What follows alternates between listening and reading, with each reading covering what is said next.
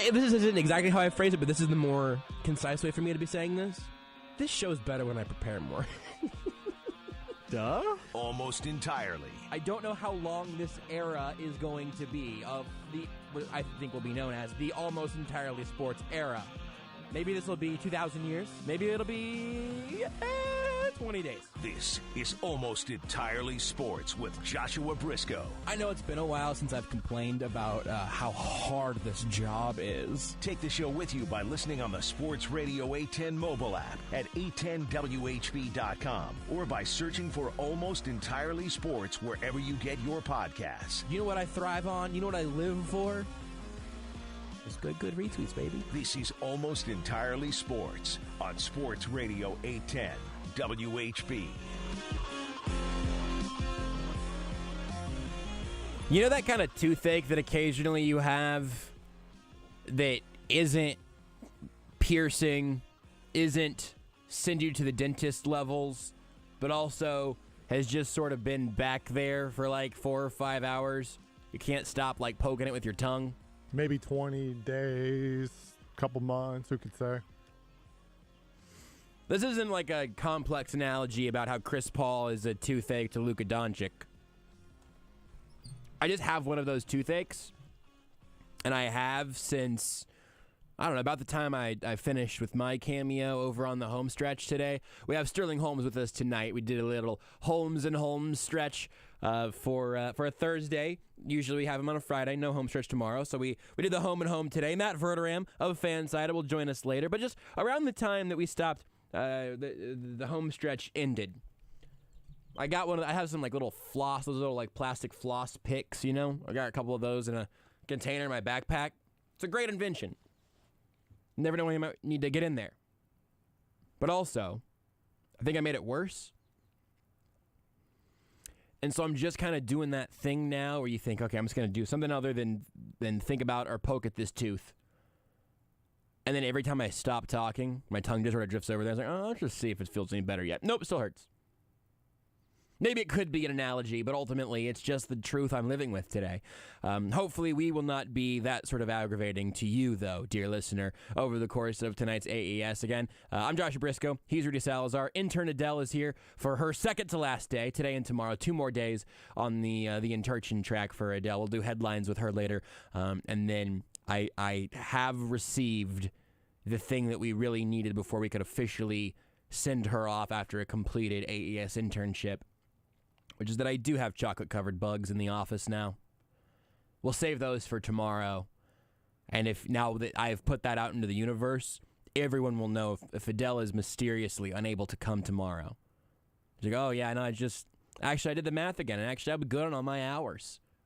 Thanks so much, but I'm actually out. You will all know what has happened. And if you feel, and Adele, if you feel like a little stomach bug coming on, no pun intended, if you feel a little queasy, later on over the course of the show tonight, don't hesitate to let me know. We can just knock the bugs out tonight if that's what you think needs to happen. I would just hate for you to miss on maybe the most educational part of your internship.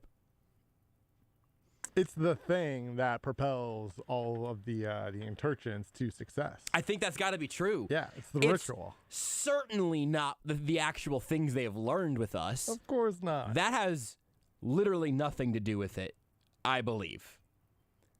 Eating the bugs, though, that's a formative. It can be a formative experience. I'd like to think that there is certainly something that they learn about just like in general how you should just go about life, right? Like more broad stuff, but that's more of watch them do the exact opposite. Learn from our mistakes, sort of thing. Yeah, absolutely. Yeah, no, I think we can. Well, here's the thing. This kind of goes back to Ryan Tannehill saying, "Well, I don't feel like I should have to mentor Malik Willis as he prepares to take Ryan Tannehill's job." On some level, by the way, we didn't talk about this at all last night. It's not his job. Yeah, I am empathetic to that, kind or of sympathetic to that. Right. I'm sympathetic to that to some extent. Like, it probably doesn't feel very good to directly, like the guy behind you on the depth chart who's about to be cheaper at this very soon. Like I understand the tension that comes with that, but I think Kyle Long on Twitter, the recently former Chiefs lineman, longtime NFL offensive lineman, Chiefs legend, some would say. But he did a video where he talked about how, like, look, it's not the veteran's job to teach.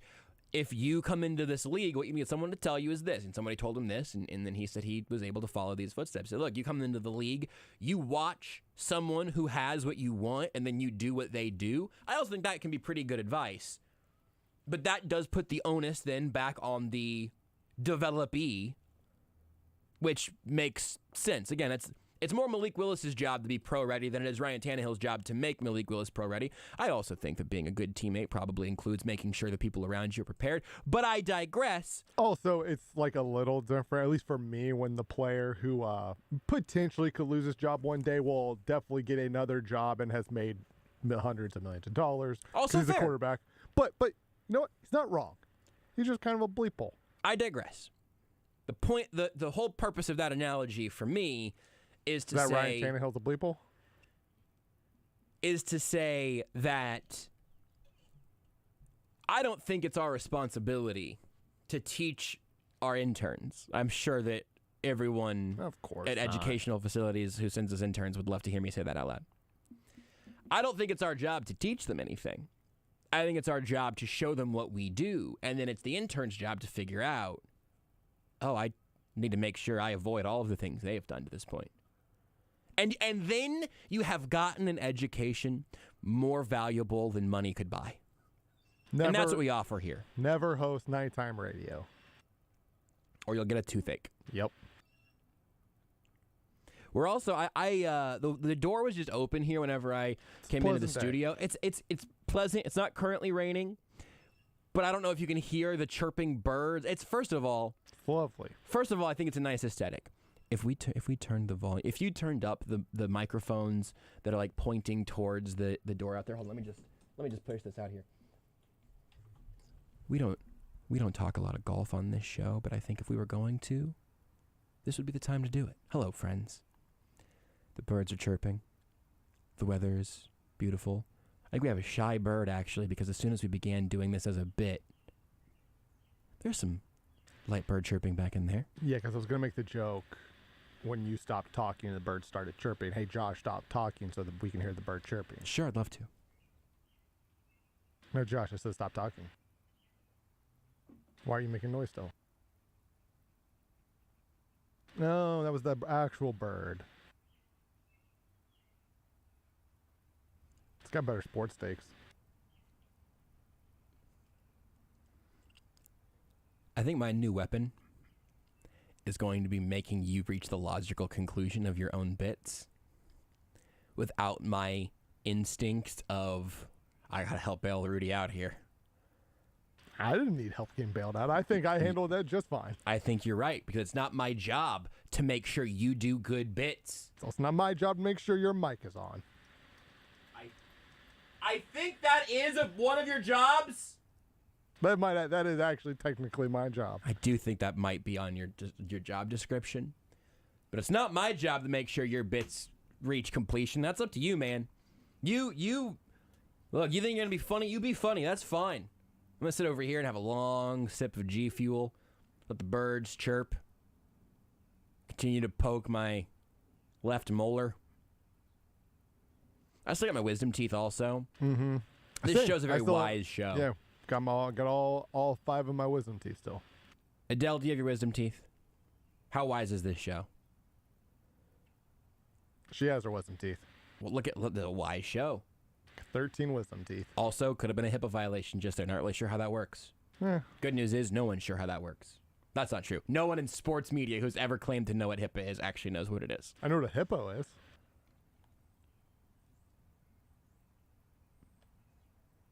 I want to just floss this tooth again multiple times. Just try it. I wish I had hippo teeth right now because they got nothing but space in there. There's no crowding in a hippo's mouth. The key to all that is, and it's in no seriousness, and this is insanely hard to do, is to stop messing with it, right? But I can't.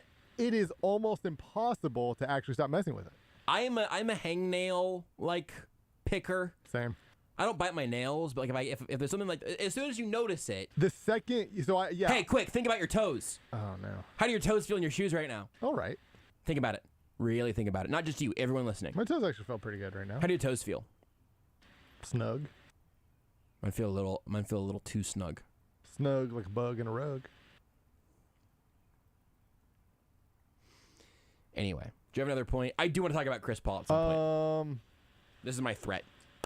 And we'll probably get some Brett Veach audio at some point. Yeah, so, Ryan Tannehill, it's not his job to train somebody to take over his job. And, like, people be like, oh, do you prepare people to take over your job? Hey, man, I've been trying with interns. I've been begging for any of them to take my job. The problem is we just do such a good job preparing them that they go on to much better things than this. So it's like, I'm trying actively. I'm just too good at my job, I guess. That's not a problem Ryan Tannehill will have, No. in fairness. So maybe he does have something to worry about. Wallaby says, joke's on you, Josh. He's not wearing shoes. Good. Smart man. Little hot tip for the people who are, if anybody's a work at home listener, if you ever feel like you're just having a hard time like getting dialed in, people are like, oh no, dress up, you don't wear work clothes. No. None of that actually matters. It's the shoes. You can wear sweatpants and a sweatshirt, put shoes on. Because when you have shoes on, it just like that makes you are not like at home comfort. You are more in a work mode. Okay, counterpoint. What if I take my shoes off right now? You'll be much more relaxed and you will not want to work. Do you think I already feel better? Do you think I'll stop fidgeting with my teeth? Well, maybe. I'm not arguing that you don't feel better. You'll just be less productive. I think it would be a legitimate challenge to be less productive than we've been over the last 10 minutes. So, want to try? If I literally just keep talking and don't let the birds do the show for me for 10 seconds, I don't know that it can be ultimately less productive than that. We can give it a shot. Check back in. Just remind me like on the other side of the next break. Just check in sort of randomly about how I feel in my whole like not wearing shoes situation. I've got socks on. I'm not a monster. Yeah, that'd be crazy. You're going to put your feet barefoot on the ground so other people put their dirty shoes on? No. Not about that. You don't know where Curtis's feet have been. Oh, I do. I know exactly where Curtis's feet have been. I don't know what the funniest answer for that would be, but you know what? I do know. This studio. Yeah. I might put on a second pair of shoes. Jason's probably weirdly long feet are. Why does what? I don't know. It just feels like Jason would have like longer feet, like not full on clown shoes, but like I don't know why. It just gives me Jason those vibes. Anderson. Yeah. You think Jason has long feet? Yep. Clown-esque. We're on a real path to being even less productive these next 10 minutes. Ice Pyro makes the point. Did you just do the toes bit to people listening to the radio in their cars, just causing wrecks over here? Don't take your shoes off if you're driving. I mean, you can. But you can think about how your toes feel. I could put my car into cruise control and get my shoes off without wrecking, no problem. Don't try. It's easy. That's Don't try. Child's play. Don't try. Hi, I'm Josh Brisco here on behalf of Sports Radio 810 WHB.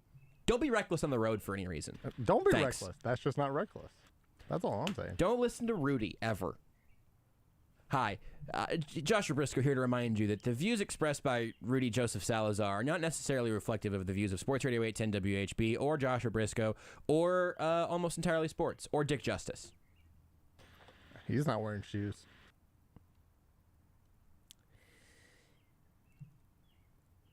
I'm going to get my Chris Paul take off here, and you can't stop me. Are you sure?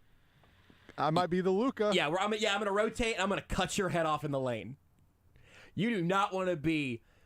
I'll be Luka on defense guarding Chris Paul. Just turn off your mic and walk out of the building, honestly. Just leave the building. You would be doing just as good a job defending against me here. I've at least got 2 takes, okay? Is one about the gimmicky offense you're running? Sure. One of them is going to be about Luka in like a generally positive way. I do think Luka is an incredible basketball player. Former Suns legend. Glad he's not, Are the Suns here if it's Devin Booker and Luka Doncic? There's And no Chris DeAndre Paul, Ayton. maybe? There's no Chris Paul. There's no. I don't think so. know. I do. I'm happy with where the Phoenix Suns are at, and I can genuinely say that out loud. I'm just saying Chris Paul might have also then, if they did have Luka, might have been like, man, now I really want to play on this team. I don't think there's a world in which Chris Paul could have worked Luka Doncic into having a six-pack, and so I just don't think it would have worked. I think either Luka's demanding a trade or Chris Paul's not coming. That's fair. JT asked, well, what do Chris Paul's feet look like? Probably mangled. I figured I'd leave that up to you, Chris Paul expert. Probably mangled, just because every basketball player has crazy hands and feet after playing decades of basketball. It just seems like universal. Like I think if you just Google like Shaq feet, you'll just see like just this sort of gnarled nub because he's a bajillion pounds and landed on his feet with car wreck impacts 1,000 times a year. Have I ever told you about the time I was at NBA City and it was like a little restaurant thing down in Orlando? I'm gonna get my Chris Paul take off at some point. No, it's fine. I'm putting a pin in it. No, I got a pin in it. And basically they just had like a little handprint thing, right? Just like here's NBA players' handprints, and you put your hand there to see like what it's like. No joke, like 4 of my hands could have fit in Shaq's hands, and this is when I was like 15, right? So like I don't know, like when your hand has fully formed, right? I don't know what age you have capped out. I know it's it's certainly not 5. I would hope 15 seems about right. I don't know if your hands are growing much more once you hit about teenage years. You could fit like 4 of my hands in that man's paws. I have now Googled Shaq feet and have also paid the price for that. It's not as bad as I'm sure it is for some guys, I guess, but it's not. It's not good. It's not what feet should probably look like, I would guess. But also, there aren't a lot of human beings in the history of the planet who have carried a Shaq atop them. I don't necessarily think it is his feet's fault that he is Shaq. Or is it? I like Luka. I think he's excellent. I think he's going to be excellent for a long time. This is my precursor. Also, while he is generally already not a plus defender, you could say, what happened to him in the fourth quarter of that game last night was the logical conclusion to having exactly one offensive playmaker doing all of the work on one half of the court and then being an absolute stool pigeon on the other half of the court whenever you are being attacked by a surgeon at point guard. That is logical. I don't even really blame Luka for getting picked on last night because he was their entire offense all night, with the exception of like a 4-minute stretch or something, whenever other people were actually scoring points for the Mavs. So this is not an anti-Luka take for me. Josh hates European players. I get it. I don't think that's true. Don't like Jokic. Don't like Luka. Not a big fan of Dragon Bender. Hold on. I can't be anti-European players. I have Dario Saric friends. Checkmate. He's Croatian. I saw him sitting back behind the bench last night. It just made me happy. He's hurt, so he hasn't been playing for this whole season. He got hurt at the end of last year. Genuinely was not 100% for sure if he was on the roster or not, to be honest. Yeah. He is the name on every single injury report they put out every single game. So funny. I think of Dario literally 3 times a week. It is funny when that happens where it's like, yeah, like this guy, we announced that this guy is out for the year, yet we are still required to keep putting him on the injury. Like, hey basketball guys, doesn't just have like an IR equivalent in that way, I guess. We know. I'm now trying to remember because they're Sporting KC today, right? Or like somebody tweeted out the injury report, right? And it's out. It's Gotti Kinda and Alan Plu. It's like, right. Yeah, they're out for the year. We know. We know, guys. We know they can't play in this upcoming game. Yeah. For Dario Saric, it's just a nice reminder that he's still on the team for me. You know, I saw him behind the bench, just street clothes, long hair now, just living his best life. Good for Dario. I just want Dario to be happy. I really do. But anyway, where else was that going? You hate Europeans? No, I don't. But yeah, specifically, this is not an anti-Luka thing. Yes. Where he just was put in a terrible spot last night, and also the reason the Mavs are going to get the rest of this series handed to them. It might take 5 games. I'm currently predicting 4, but if it takes 5, so be it. They could absolutely win tomorrow night. Was the Suns Twitter account did tweet out, right? That Stop chanting Suns in 4. Yeah, I don't know. It's a little. I guess it's a little cringy to do after like in game 1 and then perhaps also in game 2. This is your vibe. This is the Suns vibe. You have to roll. Here's the thing. That's where I'm at. This might legitimately end after this year. Right? I don't think so. Whoa, hold on. S. Wallaby says then Josh hates George Karlaftis. Not true. He's Greek. No! Don't mark that! If you make this into a liner, you legally have to keep all of this part of it in. At least do me that favor. At least keep this part of it in. I forgot I saw Mike 3 on, and that's why I was like, yeah, Josh sounds a little weird right now as he's yelling. I think it's because Mike 3 was also picking up you yelling. Theater of the mind. I've just been getting extra bird noises this whole segment then. Yeah. No, I think that's nice. I think it's just we're at Augusta, you know? Yeah. Anyway. Anyhow. So Luka needs another player that can carry some of that load for him just in terms of offensive playmaking on any level. That's not his fault. But last night, and you're going to think, why last night? Like, Chris Paul's been on this team for a minute. Your team was in the finals last year. Just prior, Chris Paul went 14 for 14 from the field in a playoff game. So why last night? And honestly, I don't know. But last night, I did have something of a revelation where I understand why Chris Paul is one of those guys where if you've only ever rooted for teams that have gone against Chris Paul, he might be your least favorite player in the sport. He's doing the arm swing to get cheap foul calls the second they're in the bonus. Nuggets.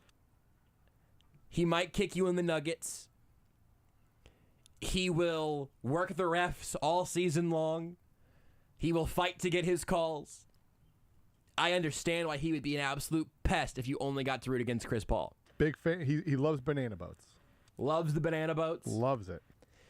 But the thing that I realized I've appreciated Chris Paul for a minute now. But the thing that really hit me last night, which is, man, I genuinely feel bad for basketball fans who have never gotten to root for Chris Paul on their team. And I think a little bit of me has had still the sort of echo of like, oh man, he just seems like he's turned up to 11 on everything all the time. And I don't know, would he be a fun teammate to have? But ultimately, as this team continues to only get more fun, and then last night, for whatever reason, maybe it's just because Luka was getting all of the headlines as like, you know, best player in the series. It's Luka versus the Suns. All of the Luka like pedestaling, if you will. Maybe that finally got to me to the point where it was like, hey, Chris Paul just, I was gonna say like clowned him. I don't even think it was embarrassing. Chris Paul just cooked him through the last 8 minutes of the game before all of the subs came in. Like the last 8 minutes of the fourth quarter, I think, before everybody came in with like 4 minutes left or whatever it was. It was artful in a way that I think it is hard to appreciate, or maybe just rare to see in a basketball game where someone is playing quarterback. And also, maybe this is me watching more of Chris Paul over these last couple of years and more basketball together. I don't know. But it was a real pop-off-the-screen treat to watch Chris Paul. Always Chris Paul. It's never Chris or Paul. It's always Chris Paul. I don't know why. It'd be weird to say Chris or Paul. I don't know, just because you got to watch Paul. It's because it's two first names. It feels like a first name. It's kind of weird in general saying athletes' names, like just one of them, right? We say Holmes all the time, though. But I mean, 2 syllables. And don't get me wrong. Like, I'm not saying it's every player, every name, but like even just saying like Kelsey, I don't know why. My initial thing. You say Jokic all the time. Well, yeah, because he's Jokic. One name. European, I feel like it works. Because half the time I've just been saying Luka. That's a first name. But it's European. But You're right. That's European. different. Yeah, it's maybe so. Different. We'll continue to get to the bottom of this as a show. There. But Chris, But watching my good friend Paul, number 3, CP. point deity.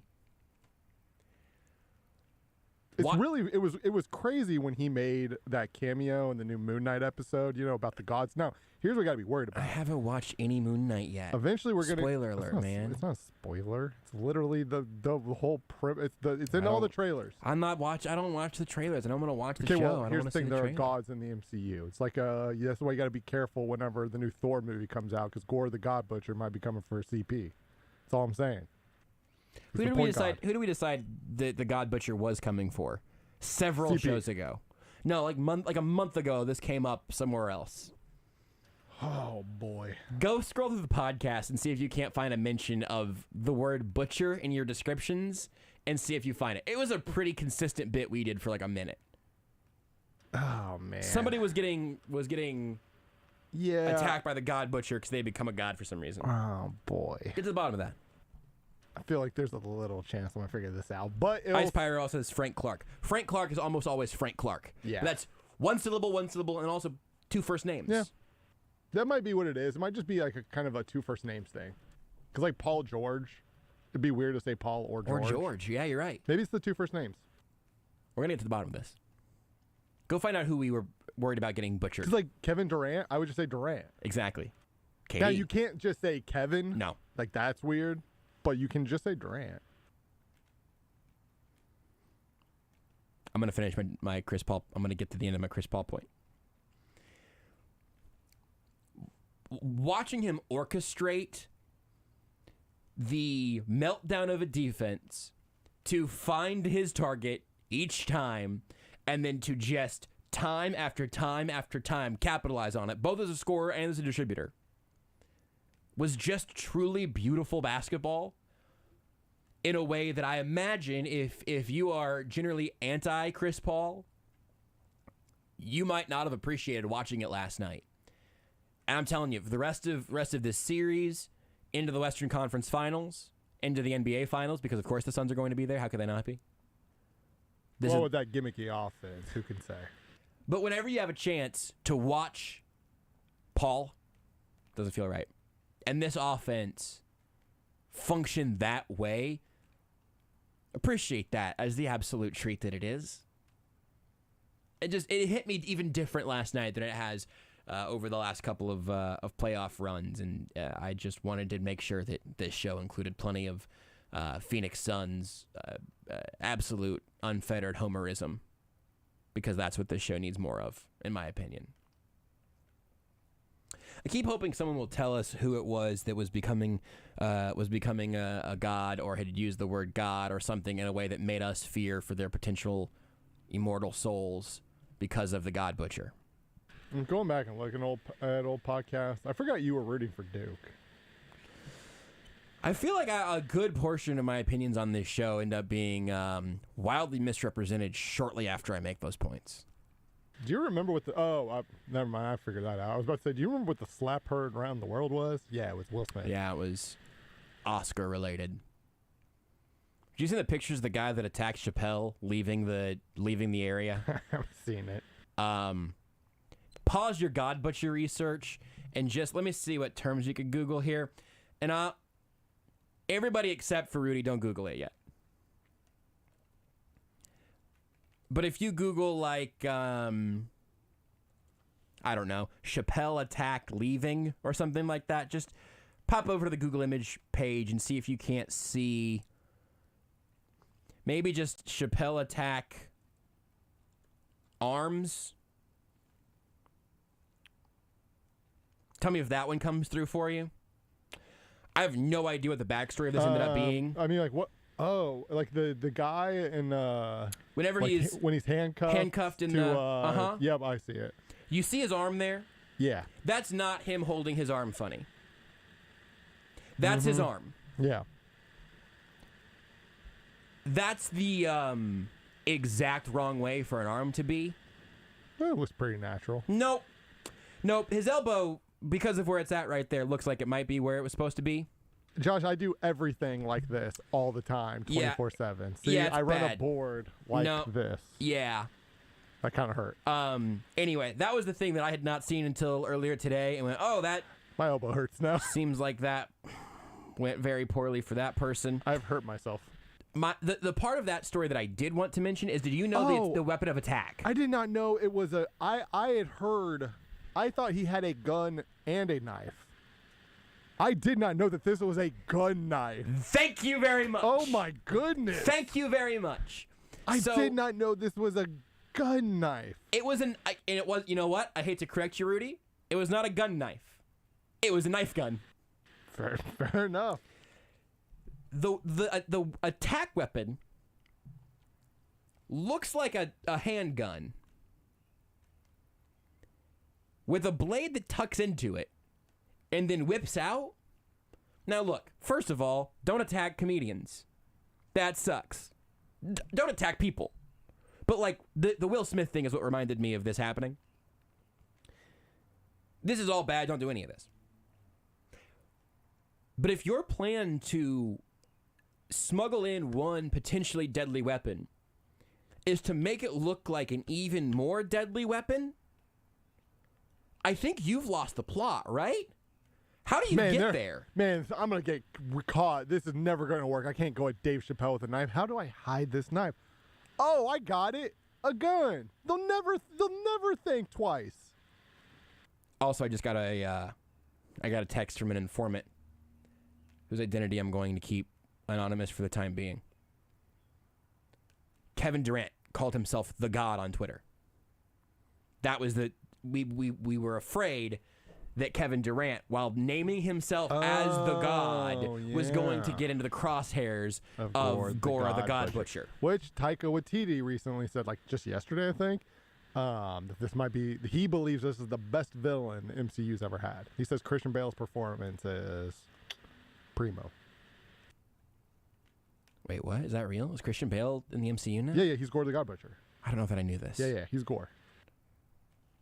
Spoiler alert again.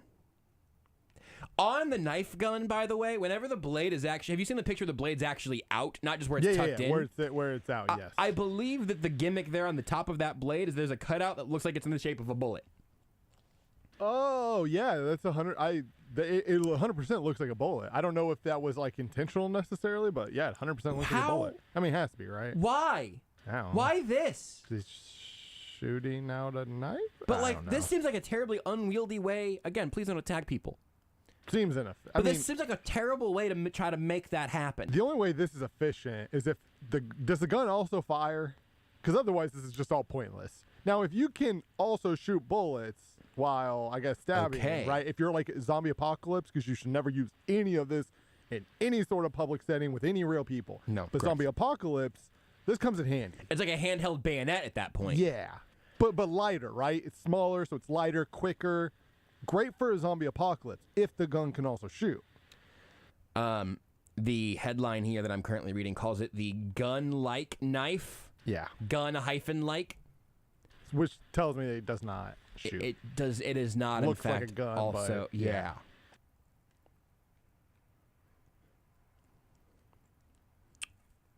Just a strange thing to exist. Welcome to America. The black replica handgun had a sharp knife that flicked out, according to images released by cops.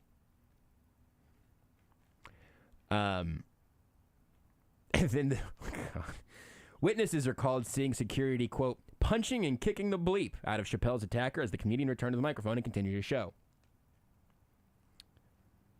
The pictures of this person leaving would indicate that did happen. Anyway, the last line here. So apparently the attacker's last name is Lee, okay? Here's the last line of this New York Post headline, or New York Post story. It's not yet clear what sparked the attack, though Lee has previously rapped about the comedian and has a song titled Dave Chappelle. I will note, I don't know if this is a Post issue or if this is a attacker issue, but Chappelle is spelled wrong. So somebody really messed up. I would argue several times. And that's my Chris Paul take. Want more Almost Entirely Sports? Watch the show live on the Sports Radio 810 Facebook page. When you need a new roof, Especially if you have storm damage, the last thing you want to hear from a roofing company is that it's going to be weeks or even months before they can get to it because of supply issues. This is Garen Armstrong with Shamrock Roofing and Construction. Supply issues are no issue at Shamrock. As one of the largest roofing companies in America, we stocked up early and we stocked up big. That means our warehouse has everything we need to do your job now. And because we stocked up before the supply crunch, we paid a lot less than anyone looking for roofing supplies now and can share those savings with you. No one in Kansas City can install a better roof at a better price with a better warranty than Shamrock Roofing and Construction. Let our local family serve your family. Shamrock Roofing and Construction, 913-850-6556, 913-850-6556, or online at shamrockroofer.com. Customer satisfaction. It seems like many businesses have forgot about that lately. Not A1.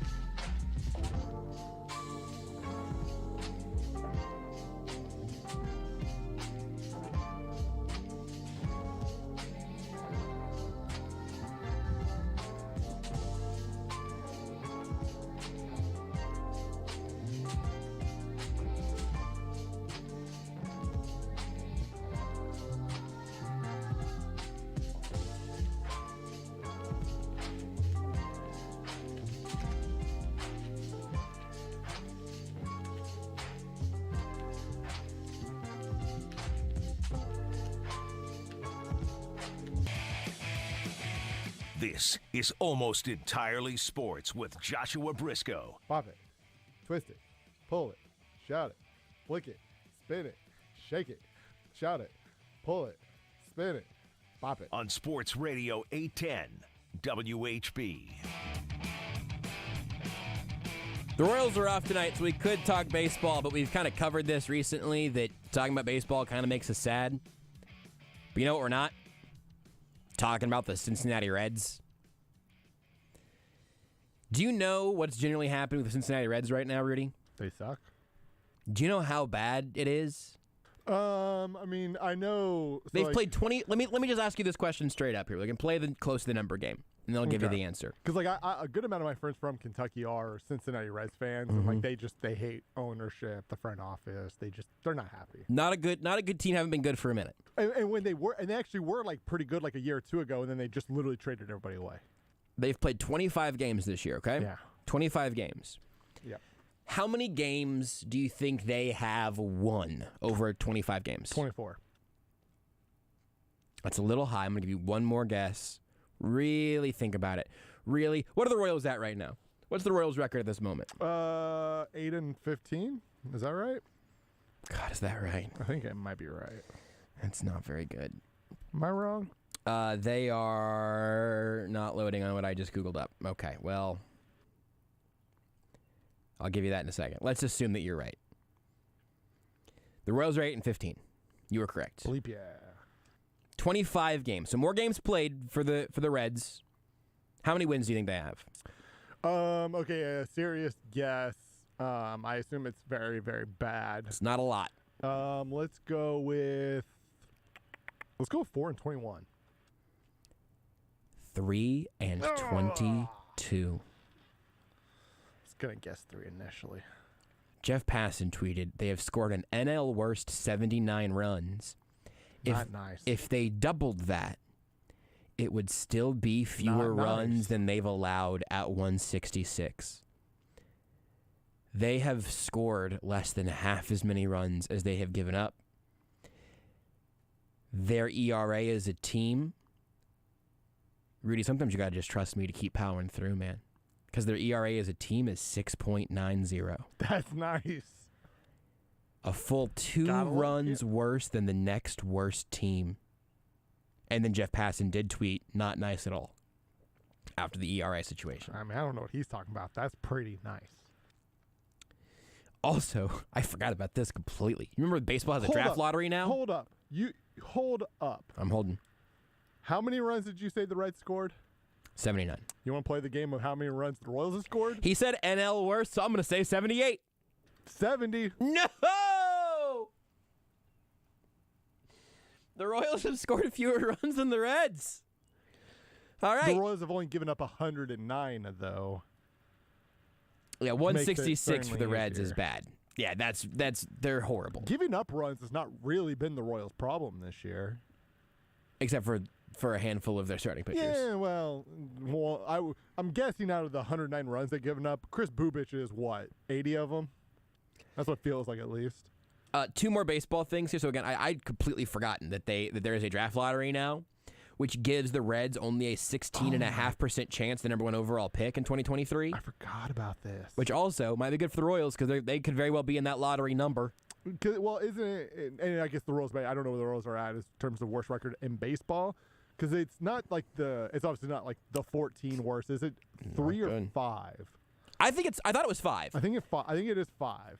I think Which if would things be good news for the Royals, because the Royals are never they're almost never the worst team in baseball because they are trying to win. right, And which is there's the always, difference between them and the Reds. Yes, well, the Reds are trying to be this bad. The Reds and the Orioles basically always want to lose games. The Royals don't, which is why the Royals are constantly drafting 4th or 5th.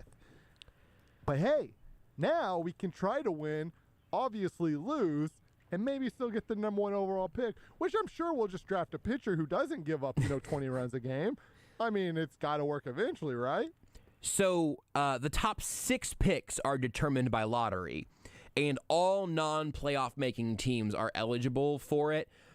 I was going to try to get all of the particulars of the... Yeah, so the top 3 worst records have a 16.5% chance. 4th has 13.25. 5th has a flat 10. So you get good odds down to the 5th, 6th, and really 7th. You get 7.5 and 5.5% chance for the number 1 pick there. Sorry, how many picks? Well, the entire...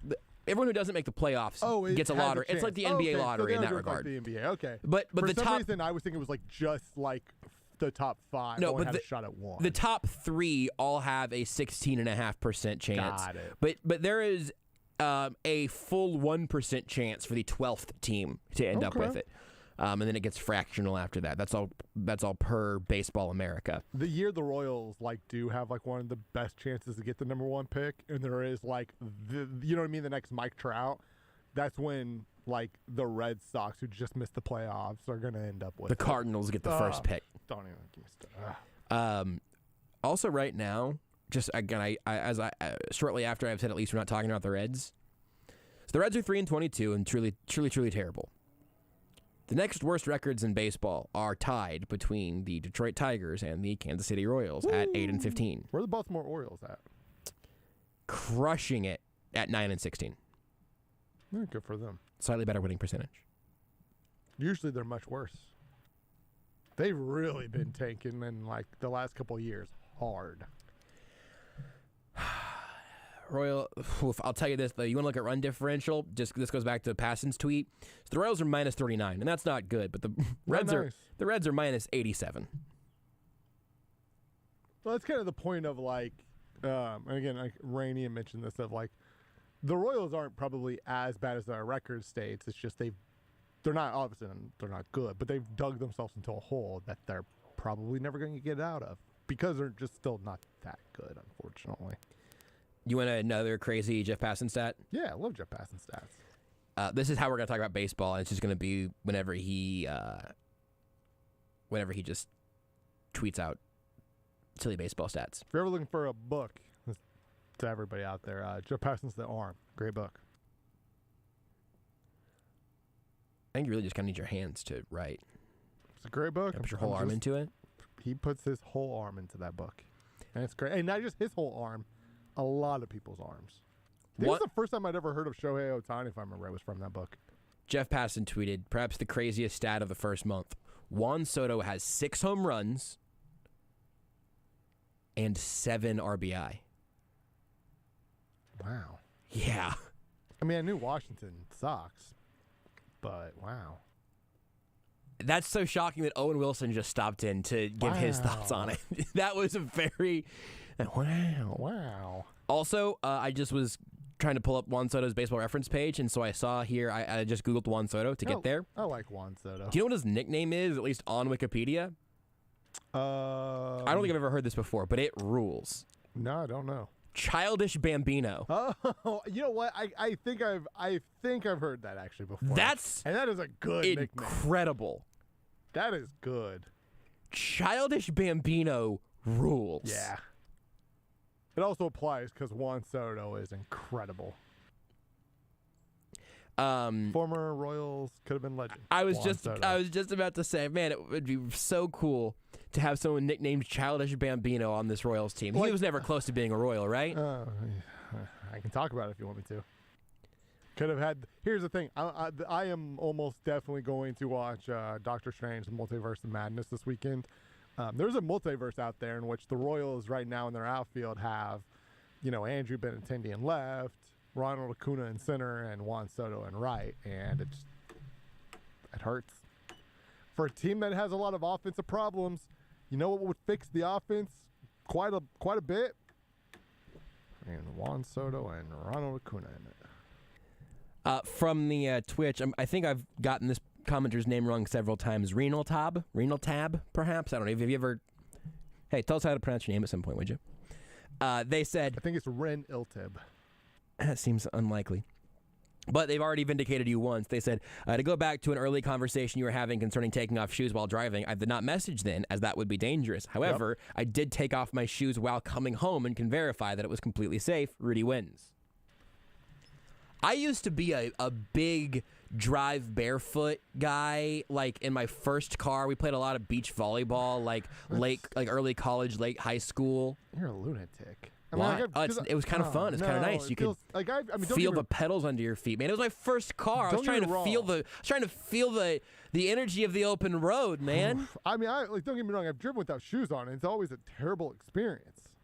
Like, I just don't like the way it feels. There's not a better way to leave a little beach volleyball action than to hop in your car and just throw your shoes in the back. Yeah, you should be wearing shoes. You got little flip flops, little sandal action. That's what those sandals are for. Yeah, sometimes, but sometimes like to be able to feel the car move underneath your bare feet. Lunatic.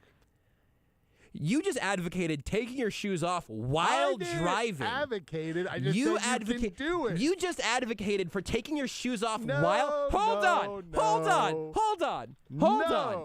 You advocated for the act of taking your shoes off while driving and then called me a lunatic for not putting them back on while driving?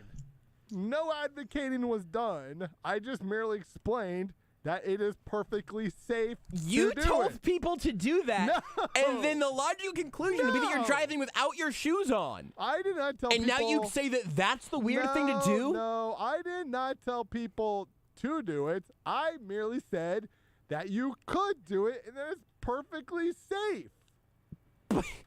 But do you understand? Rudy, what happened? Okay, so you take your shoes off while driving, something that you think is safe and cool. It's safe, not cool, because it feels weird to drive without shoes on. The logical conclusion of this thing that you are advocating for is driving without your shoes on. No. I'm just saying you can do it. If you needed to take your shoes off for whatever reason, it's fine. You'll be fine.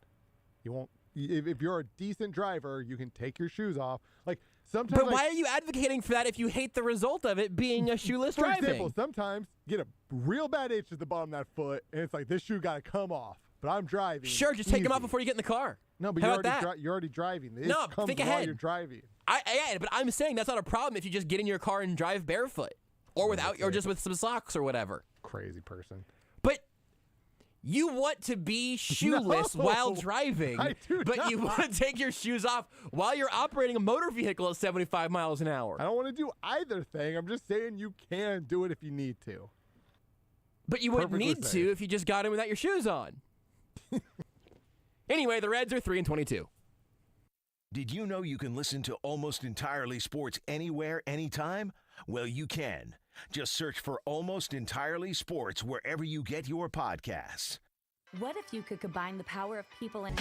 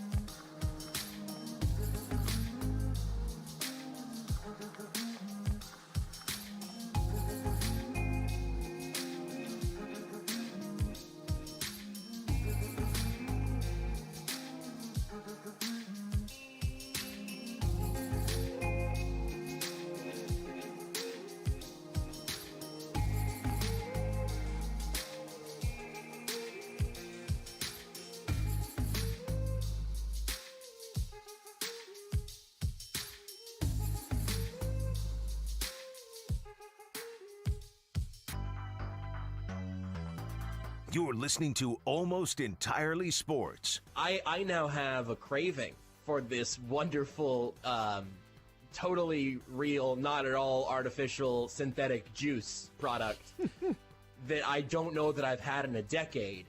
And I just kind of want to pound a little Sunny D.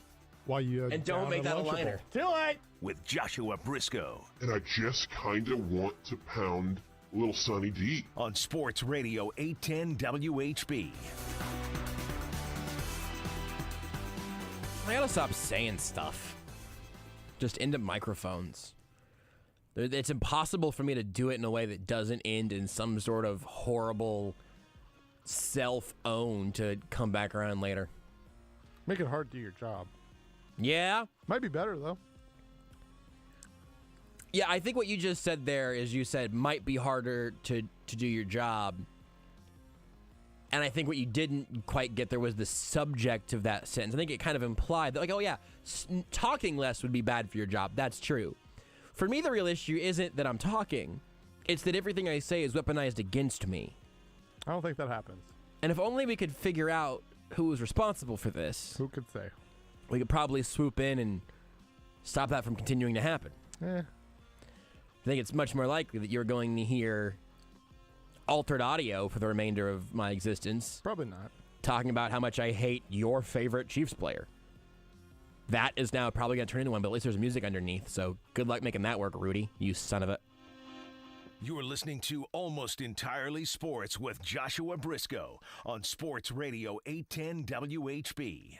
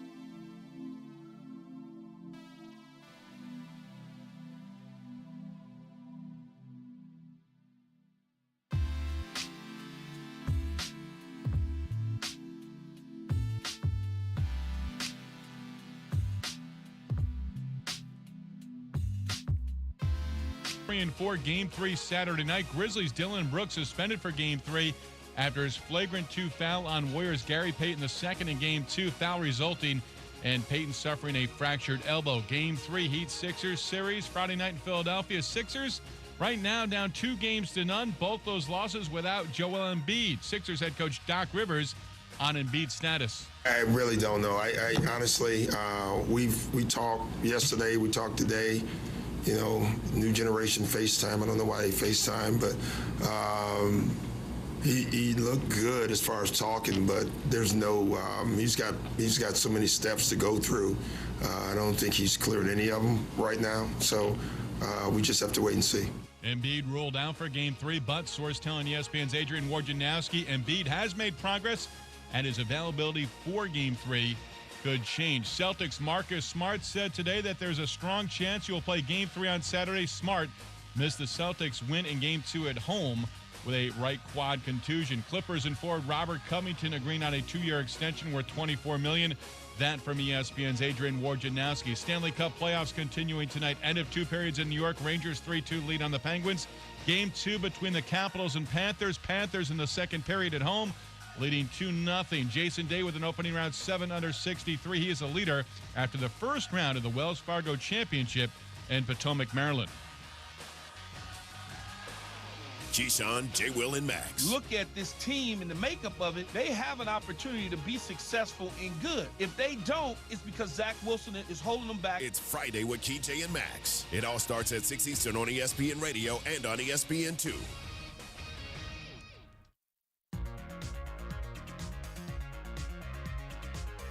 This is Almost Entirely Sports with Joshua Brisco. Matt, first question. Whenever we are gulped up in a nuclear holocaust, what's the thing that you're going to miss the most? Probably being able to watch football and have a beer. And that's pretty sad maybe that's what I'm going to miss most. But I'm a simple man, so I enjoy. On Sports Radio 810, WHB. We talk a little bit about the NFL draft right now with one of the men who certainly is trying to acquire the Subway-themed suit jackets that Kayvon Thibodeau and Chris Olave and others were wearing ahead of the 2022 NFL draft. Half green, half yellow, all absolutely dripping swagger. Also can certainly be said for Matt Verderame of FanSided. You can check out Stacking the Box. You follow him on Twitter at Matt Verderame. Matt, true or false that you have acquired with your tailor of choice to try to get you a Subway blazer? Haven't done it, but I got to tell you, a fine look, and I think worthy of a trade-up. Yeah. Whenever I saw those jackets hitting the streets, I thought, well, I need a team of Subway warriors on the Chiefs. That's what matters to me now. Look, if you're willing to wear that blazer on the biggest day of your life, it says something that you're not afraid, that you're willing to take chances. And I respect the hell out of it. There is somebody, I can't remember who it was, but I think it was one of those guys was also wearing, like, in their like actual draft day jacket that they wore in the green room. They had like a pocket square or something that I think was Snickers branded. I don't remember. I was going to tweet about it, and I ended up apparently not because I can't find it now. But look, if you've been playing college sports for a few years, I admire the willingness to leave it all out there to get the bag. Like that for me is that's a positive on my scouting report. It's going to be a lot of fun in like 3 years from now, and all these kids that are getting these NIL deal now, like will we really hit? Like all those kids have NIL deals, and guys are just showing up basically dressed like one of those NASCAR drivers with like 80 patches. Yeah, and then you get the person who just complains and they're like, oh, it's a shame these guys are getting paid. Meanwhile, guys are getting Trans Ams in the 80s for signing letters of intent. But now that it's just like out in the open, now somehow it's a tragedy of the sport. I look forward to what's to come here in the following years. We're all going to look like NASCAR drivers. I think that's the best analogy. It's coming for all of us. Baseball's going to put ads in their uniforms. It's going to make me sad. Draft day, though, get your money, kids. I'm good with that. I'm also apparently just now old enough, I think this is the first year that I've started calling the members of this draft class kids. So I do think that my age has hit me like the geese that are flying by the station right now. How old are you? 27. Oh, please, I'm 33. I mean, I'm young by the standards as the industry standards, and I call them kids all the time. I call guys kids in the NFL, and I realize, no, he's older than me. That just comes with the territory. But then it's funny because then, like, I'll go to the Super Bowl or I'll go wherever, some game, and I'll interview a guy, and he's 23, 24, and I think to myself, like, wow, this guy, like, first of all, I feel like he's older than me because he's so much more of a polished individual. But then I'm like, this guy has his life so much more to get. Like, I was 23 eating, like, cereal out of a drinking glass, watching whatever the hell Netflix was 9 years ago. Right. And, like, hey, cool, savings, like $400. and then, like, getting a little nervous about that it was actually $400. Like, all right, time to go to the casino. So I have infinite amount of respect. Like you think about a guy like Patrick Mahomes, 26, I think he is? I think he's 27 now also, yeah. Okay, so regardless, like at that age, like, there's somebody, forget the money. Still Like, 26, the by the way. amount of demands on his time, the amount of attention he gets. Like, he can't go to the nightclub and be a mess. No. He can't do that. Yeah, he can't. Yeah, he can't after a game where maybe he feels like the rest of the team really kind of let him down. Like, he can't just tear into the offensive line, right? Like, at 26, 27 years old, like, I would have done all those things like 3 times a week. So, all the power in the world to these guys, him, Josh Allen, Lamar Jackson, people like who are constantly under the microscope and are just like essentially flawless in the public eye.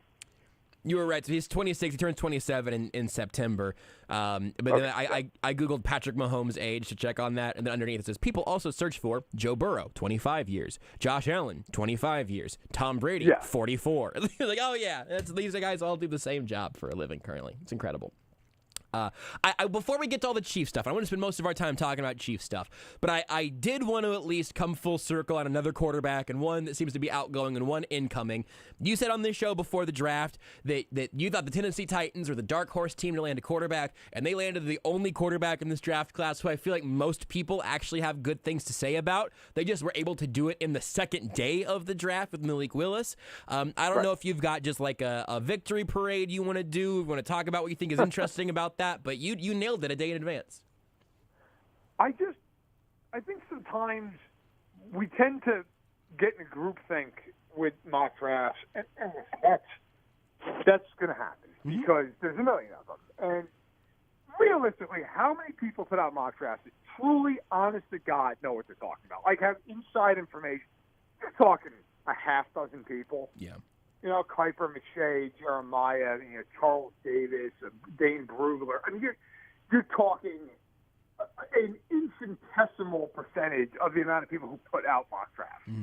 So for me, I did not put out a mock draft. Number one. Number two, yeah, I talk to people in the league, but I'm certainly that's not my bag. I'm not calling up a general manager and going, hey man, let's 25th overall. Who you got? Right. Like I'm saving that phone call for something far more important to me than that. Right. But I think just talking to people around the league, there's kind of a thought like Tennessee's one of these teams. They're very talented, but can they get over the hump? And in my head, I was like, well, if they feel like that, then they're going to pick quarterback at some point here. And it just reminded me, having covered the Chiefs at the time for Arrowhead Addicts, having been a fan of the team my whole life, it really reminded me of the Chiefs after they lost to Pittsburgh in that game where they didn't give up a touchdown. And you're walking away from that game going, God, if they can't win that, they're this team is destined to just play the role of speed bump for contenders forever. And I think Tennessee, maybe to a lesser degree, they wait till pick number 86, but it kind of felt the same way. And look, Tannehill is going to be the guy this year, and Tannehill made it very obvious he's not looking to make Malik Willis any better anytime soon. But if you're Tennessee, look, they're a good team. But I don't think anybody in Kansas City, anybody in Buffalo, hell, anybody in Cincinnati, maybe even Baltimore, is looking at Tennessee right now and going, they're going to keep us from the Super Bowl. They're not. They're not. I mean, unless you just play a bad game, they're not because they don't have a quarterback that can beat. Before we come back to the Chiefs, I don't want to just go big picture. Hey, tell me what drafts you like or whatever, because that everyone's doing that.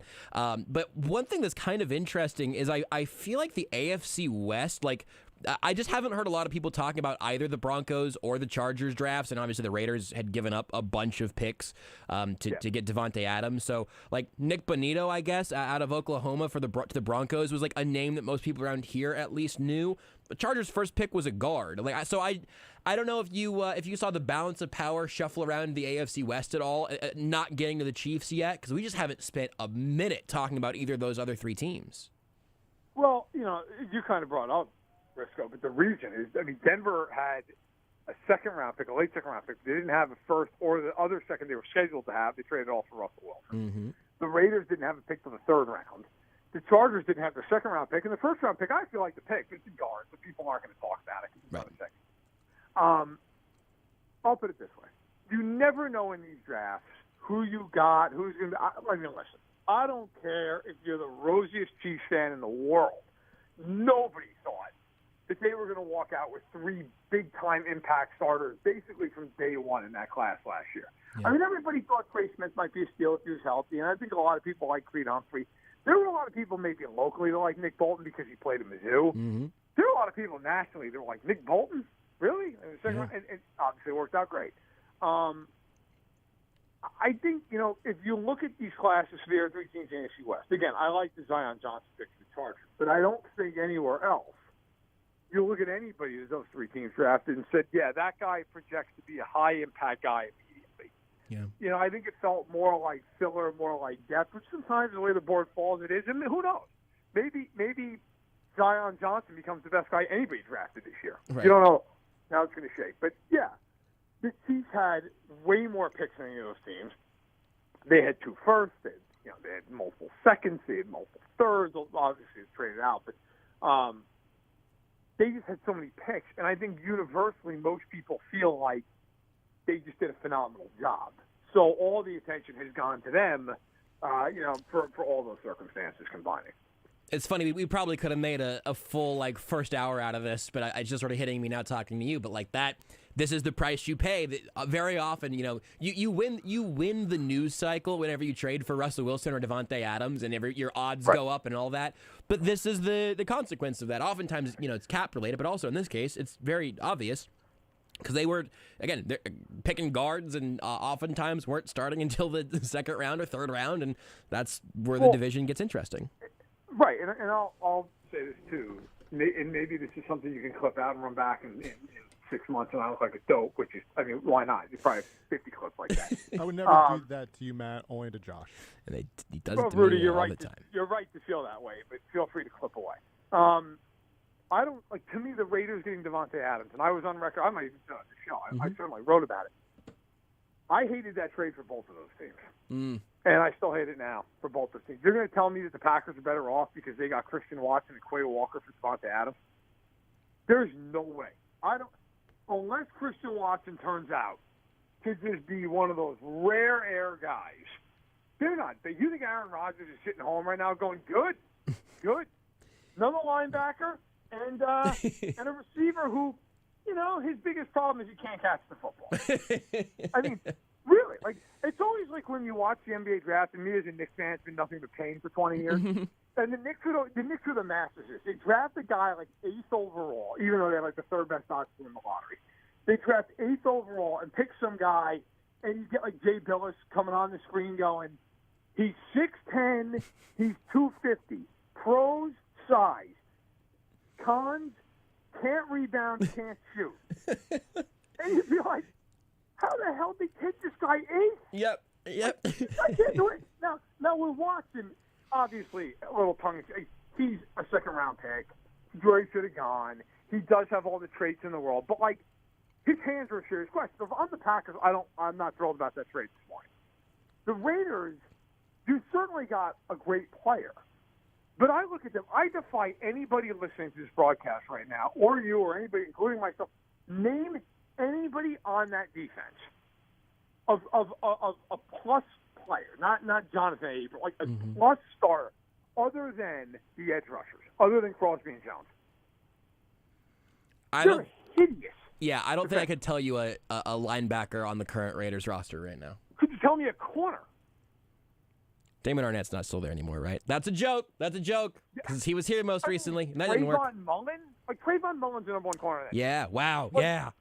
They are brutal. And you're going to see all these think pieces come out in October when you're like, why did Jones and Crosby only have 3 combined sacks? Well, because the quarterback's getting rid of the ball in half a second because everyone's wide open off the snap at the line of scrimmage. I mean, to me, the Raiders, you traded away all this stuff. The Broncos, I get it more. The Broncos, hey, look, man, you got a great quarterback. Now, he's 34, and he hasn't been great the last year and a half. Fine. But if you're the Broncos, you're sitting there going, we just can't do this again with Drew Lock. We just can't. We have to take a swing. Now, do I think they're better than Kansas City? I think they're better than Kansas City before the draft. I don't think they're better than them after. But I get it more. The Raiders, they're going to score points. Adams, Waller, Renfro. The line's not good. The back's not good. They have no third receiver, and they have no defense in a division where teams are going to hang 40 points on them by halftime. I mean, and Josh McDaniels, no reason to think he's any good either. Mm-hmm. So it's just this weird thing in the AFC West where I think all these teams got better, but I still think it's going to come down to the end. I think it's still going to come down to the Chiefs and then to some degree the Chargers. Yeah. Don't forget, the Raiders traded for Rock Ya-Sin when they sent Yannick Ngakoue to the Colts. And I take it all back. That is, I say don't forget because I forgot, and I'm not sweating about it. On Twitch, Ice Pyro points out, can't believe we forgot about Divine Diablo. I mean, there's that name. How could you ever forget that name? That's the 14 safeties they drafted last year, 2 years ago, right? Just they took like 3 safeties and 5 picks, and then a bunch of fifth options they're not picking up. Doesn't look like it's going great. So let's talk about the Chiefs instead. That seems more fun. Do it.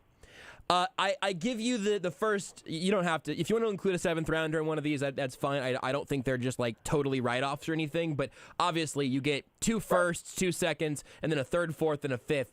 Within those guys, if you want to take value into account or not, whatever. I want to know which of those guys you're most excited about landing with the Chiefs. So I genuinely feel like the Chiefs had a top 5 draft class of any team in the league. I think and all the other teams, by the way, Baltimore, Philly, and the 2 New York teams, there's a common thread with all 5 of those teams. They all had multiple first-round picks. Yep. But I thought Kansas City found immense value. Like, I just kept thinking about what the war room must have been like when they were getting down to, like, 54, and Sky Moore is still sitting there because Tyquan Thornton went to New England. Yep. And then you're getting, my favorite pick, look, I honestly think all those guys you can make a case for them. I love the pick of Leo Chenal out of Wisconsin. If you go watch tape of him against Iowa, which I, frankly, in full disclosure, did not do until the Chiefs draft him and figured I'd be asked about him by people like yourself. He plays a decent amount of snaps, pretty much heads up against Linderbaum, who was the top center in the draft by a wide margin. He destroys Linderbaum. It's like, wild. It's weird. It looks weird. Like comically. Yeah. Like beats him like clean. Like multiple moves, like swim moves, rip moves, like getting over him in blitzes, getting through him with power against the like.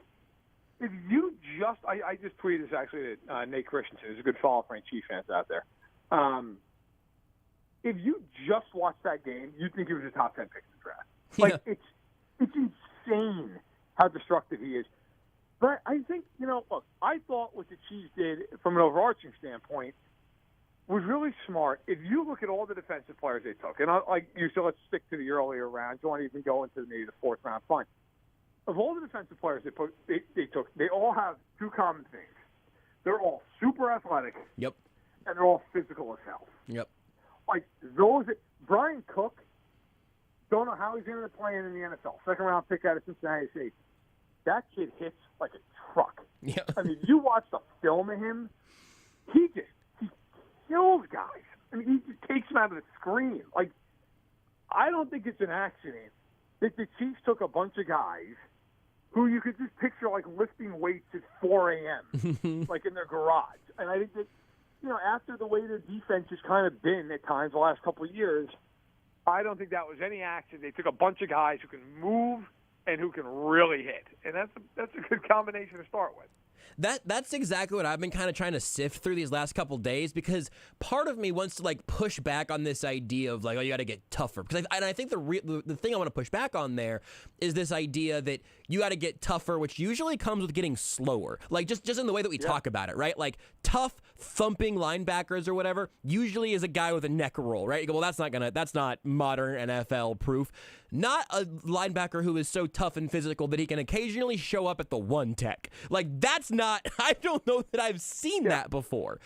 Same could go for Cook, where it's like, hey, is he going to come be just a box safety and undersized linebacker? Well, no, he's got more speed and range than that. Even Karlaftis, like, he moves dudes like a bulldozer, but is faster than I think he's probably getting credit for. Like, the speed that comes with his physicality, that was the thing that was surprising to me, is they were able to find guys that were able to check both of those boxes, and guys who are ready to play now. Like, it's fast, physical, and largely pretty pro-ready, I think.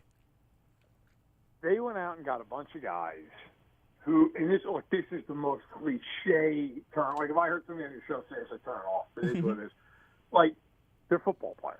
Yeah. They went out and just got a bunch of guys who just run around and hit people. And there is, I know that is cliche and all that, but even in 2022, which is a hell of a lot different than 1982 and even 2002 when the Ravens were ruling the world with their defense, there is still something to be said where if you hit somebody hard enough and you hit them often enough, it's going to change the way they play. Yeah. Just is. You know what? That guy going across the middle, his arms might get a couple inches shorter. Mm-hmm. Like that, that back, he might want to turn it up. But you know what? He might see a linebacker. He might see Chanel coming for the third time. You know what? I'm just going to go out of bounds. Yeah. I'm good. I'm not going for the extra 2 yards. Like that stuff over the course of a game, the course of a season, it adds up. Now, look, you still have got to be a good football player. You can't just be undisciplined and running around. And that'll just get you out of position, get you in trouble. But there is a certain mentality, and I've always, I think I've said this a few times. I think sometimes with the Chiefs in past years, not intentionally, but but I think there have been times with them defensively where they've lacked a certain juice, where it's almost been, and certainly not consciously been, but maybe even subconsciously, like, well, it's an offensive team. The offense is going to score 35 points. And, if we can make a play here or there, that's good. Now, if you even heard Spagnuolo talk about the idea of, like, hey, you know what, force a turnover, be good situation. To me, that should never be the way you approach. Like, you don't hear the Chiefs offensive players being like, you know what, touchdown pass here, convert on 3rd and 7. That's good enough. Like, it should be a mentality of, like, you're going to dominate the other team. Now, you may not, but I feel like the mentality in the offense is a killer mentality. They just want to score a touchdown every time they're in the football. Where defensively, it's like, well, if we can force a turnover and get 2 sacks, we'll probably win, which is true at times. But is that really the mentality you want to have? Like, your mentality should be, we are going to be a top 5 defense in the NFL. And maybe this group can find a way to be that. I think that's asking a lot for a group that's very young. But I think Chiefs took a real positive step in adding a lot of younger guys who could really move, who could really hit. I think really kind of changed the way the defense is used. Mentality is a great word, because I think that is the difference between what you could end up accepting in terms of the athletes you're picking or not. Like, you want to get a mentality that comes with the Terminator testing card that you see from Leo Chanel, right? Of like, oh, it's just all neon green. And he has the mentality of, this grass belongs to me, and anyone who attempts to touch it will pay the price. Like, that's something that I guess, I don't know. It's just, maybe it's hard to, find a bunch of guys like that. Maybe the Chiefs have just found traits elsewhere that has pulled them away from guys with mentalities like that. I don't know. But I mean, for all the reasons you have laid out, like, I'm excited to watch this defense more so than I've been. God, I don't know. When's the last time you were more excited to watch a Chiefs defense than this? Like, Tyrann Mathieu getting to town was kind of exciting, but everything around him wasn't as much. I can tell you when. It was the second half of the year they won the Super Bowl. Yeah. When Frank Clark was given have to watch it interviews after every game in the playoffs. Right. And, you had all this swagger with him, and Honey Badger flying around, and, Chris Jones is batting down every Garoppolo pack. But the second half of the year with that team, that everybody talks about them as an offensive group that year. And look, they were a great offense. Mm-hmm.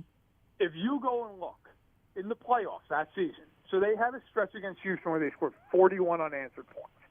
They had a stretch against Tennessee where they had 28 unanswered points. They had a stretch in the Super Bowl, they had 21 unanswered points. Well, you don't have unanswered points unless the other team doesn't score. Right. Yeah. They were dominant over and over. And even when they got down to Houston, I mean, that wasn't on the defense. The offense was a wreck, and the special teams gave up points. I mean, they were phenomenal defensively down the stretch. They beat the 49ers in that Super Bowl, not because of Wash, but because the Niners couldn't get a foot in the fourth quarter. Mm-hmm. I mean, that's why they beat them. I mean, that Wash means nothing if the Niners take the ball and go right down the field. They didn't. They went 3 and out. And I think this group, look, I think everybody can agree. I think the Chiefs would agree, especially based off of what they drafted, who they drafted. They got slow defensively. Daniel Sorensen had some really great moments in Kansas City. By last year, he could not move. Mm-hmm. Anthony Hitchens had some great moments. He could not move last year. Mm-hmm. Ben Neiman is not an overly athletic guy. Always gave 100%, but just is not athletic. They went out and replaced Neiman with Chenal. They went out and replaced Sorensen with Cook. They went out and got Carl Loftus to replace guys like Alex Okafor, who, again, not an athletic guy at this point in his career. That's not an accident. I mean, they did these things to get faster, to get more physical. And, again, I think early in the year it's going to be a defense that probably really struggles at times when they play good teams, because you're talking not only about new guys but communicating, getting lined up. I mean, it's a lot. They're probably gonna have some blown assignments. Mm-hmm. But if you're the Chiefs, you don't care. No. If by the second half of the year they figured it out, and it's one of those things you'll like turn on NFL Live on ESPN and you're looking at the graphic and it's like weeks 1 through 8 they gave up 28 points a game. Weeks 9 through 17 they're giving up 11. Yep. Like that's the team you're going to war with in January. It's not the guy. It's not the team in September that gave up 35 to the Raiders and he still won by 20. Yep. Like, and I think that's the long view. And let's face it, it's a loaded conference. They've got to get better. They can't just stay the same. They knew that, and they took some really aggressive ways to doing it. We'll see how it works out. I agree with all that 100%. So let's spend a couple minutes on the offense here. I do want to start with Sky Moore because it's just he was the only receiver that was going to go early in this draft who I feel like still had a little mystique around him just because Western Michigan. Like just because his games were harder to find than George Pickens' games. So what does he add to this offense by your estimation? Well, he's versatile. He's a great route runner. If you watch the tape of him, he's excellent getting off the line of scrimmage. He's really good at releasing. He's basically everything John Baldwin never was. John Baldwin, I've never seen a man struggle to get off the line of scrimmage more than John Baldwin. His name keeps coming up this week. I don't know why. I apologize to that man if he's listening. He's a huge fan, I'm sure. I'm sure he is. Sky Moore, no, listen, I think people have to resist the whole, like, he's the replacement for Tyreek Hill. No, he's not. Mm-hmm. Like, nobody's replacing Tyreek Hill. You replace Tyreek Hill in the aggregate. Mm-hmm. You're not replacing him. Let me tell you right now, if Sky Moore replaces Tyreek Hill, they're winning the Super Bowl. Yeah. Like, if Sky Moore comes in and it's Tyreek Hill, they should start getting fitted for rings right about now. Mm-hmm. But you're not doing that. What I think they're doing is adding a guy who can play inside, he can play outside, he's a good route runner. I do think he gives the Chiefs, at least if he translates the way I expect him to, he gives them somebody that is a little more shifty than some of the other guys. I mean, they have MVS now, who's a bigger guy. Mm-hmm. Juju Smith-Schuster is a big guy, he's a big receiver. Obviously, Kelsey, tight end, 6'6", 260. Hardman is more the size of Moore, and I've seen people say, oh, he's kind of like Hardman. No, look, I think Hardman's an underrated player. But Hardman, you have to use Hardman in a certain way for him to be successful. It's a lot of, like, we're going to run the post. We're going to run the it's a lot of deep routes, and then it's a lot of stuff at the line of scrimmage. Mm-hmm. Moore, I think, gives you the guy who can win on a slant, who can win on an out. And that's something that without Hill, I think the Chiefs were sorely lacking. And I think Moore in time will give them that much more so than maybe they'd have from some of the other receivers on the team. So what I was going to say whenever you had your dismount on the defense, is I don't care what that defense does when it's still 70 degrees or warmer out. That does not, I don't care. But what I also am thinking about now is if I would also need to say that about the offense, because here's what I want to pitch you on. Rookies in Andy Reid's offense, rookie wide receivers, that's just a big ask. There's just a lot of homework to do entering that. Yeah.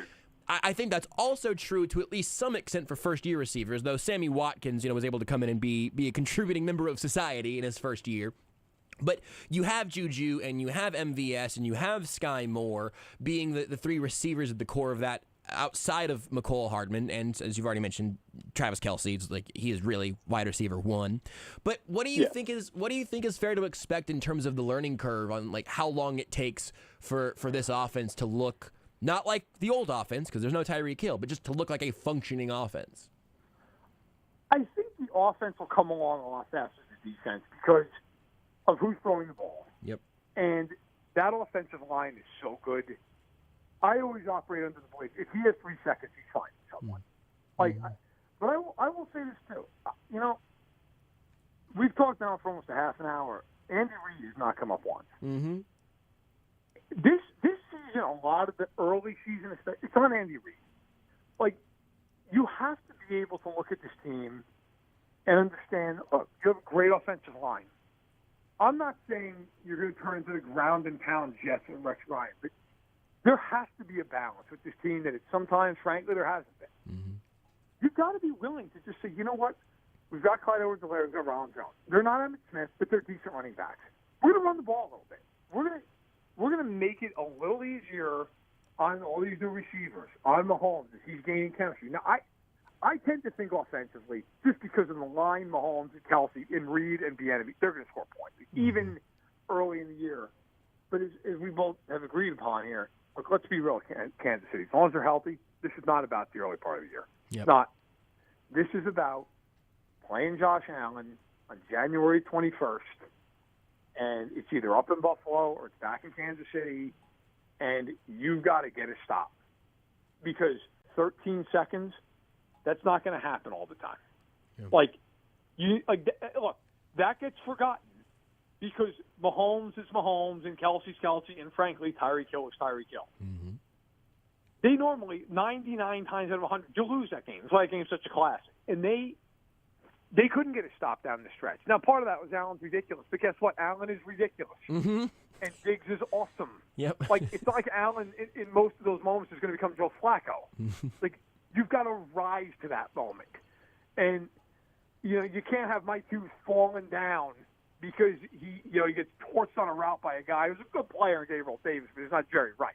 I mean, and I think in the end, I do think the offense, look, there's going to be a little bit of a turnaround period, but I think because of all the key elements that have already been there for years, they'll be all right. They're going to have to carry the defense early, in my opinion, because it's just a lot. Even guys like Bolton and Gay who have been there, they're going to be expected to do a lot more now. Mm. They're going to be. I mean, Bolton's probably going to be calling the defense. It's going to change. It's going to radically change, and that is going to take some time. And their schedule's not easy. Probably going to come against pretty good teams. Well, now that you've said the magical words of Andy Reid, we can let you go. I was actually going to keep you here like a locked in a tall tower sort of situation, although I guess you could have just hung up at any point, which would have really been a more lackluster way to end the hour. Or maybe would have been the funniest possible way for us to end the segment. I'm not sure. But regardless, Matt, appreciate your time as always. Yeah, eventually you'll hang up on me in a fury, and that'll be maybe the best segment we've ever done. I'm looking forward to that day. I'm going to pick my spot. And so am I. I'm gonna see if we can't align one day and try to figure out what it might really be that has us storming off in a tizzy, and then I'll just say, all right, Matt, talk to you next week, and then we'll talk next week. We can figure it out. There's a lot of ways to go here. We can find something to disagree on, I'm sure. Appreciate you, Matt. Hey, no problem. Matt Verderame of FanSided, stacking the box, not hanging up on us, just waiting for me to put him back on hold, and then making his exit as graceful as ever. Always a pleasure. Follow him on Twitter at Matt Verderame. And go check out his work both on the Arrowhead Addict podcast, Stacking the Box, the column, the podcast, his work on FanSided. It's all great, and it's one of my favorite people to have on the show to talk about. How the Chiefs have slowly continued to just expand the ways they're probably going to keep winning the AFC West for the next decade or so. Take the show with you wherever you go. Listen live on the Sports Radio 810 mobile app and 810WHB.com. May is National Grilling Month, so dust off your cooker and fire up the grill for summer.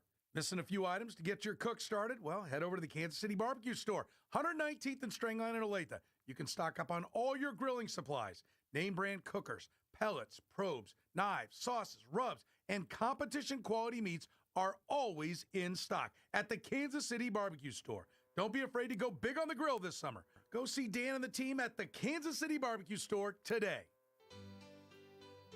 Hi there, Gary Giles with Giles & Jewelry. Everybody knows Giles & Jewelry is the place to buy an engagement ring. Thousands of diamond rings, quality second to nobody. Come on into Giles, 95th and Antioch, right in front of the big Hy-Vee. Giles & Jewelry. We're the jewelers you'll recommend to your friends and family. Jocelyn's Jewelry for the best that's yet to come. What if you could combine the power of people and technology so when you're buying or selling your home, you have the best resources saving you time and money? Well, you can with the Brisco & Cohen team, founding partners of Compass Realty. Brisco & Cohen and Compass Realty are the only Kansas City company who have the tools to make your largest transactions stress-free. Want to learn more about Compass Concierge and the special programs available to you? Contact Stacy Cohen at 816-729-7214 for more information.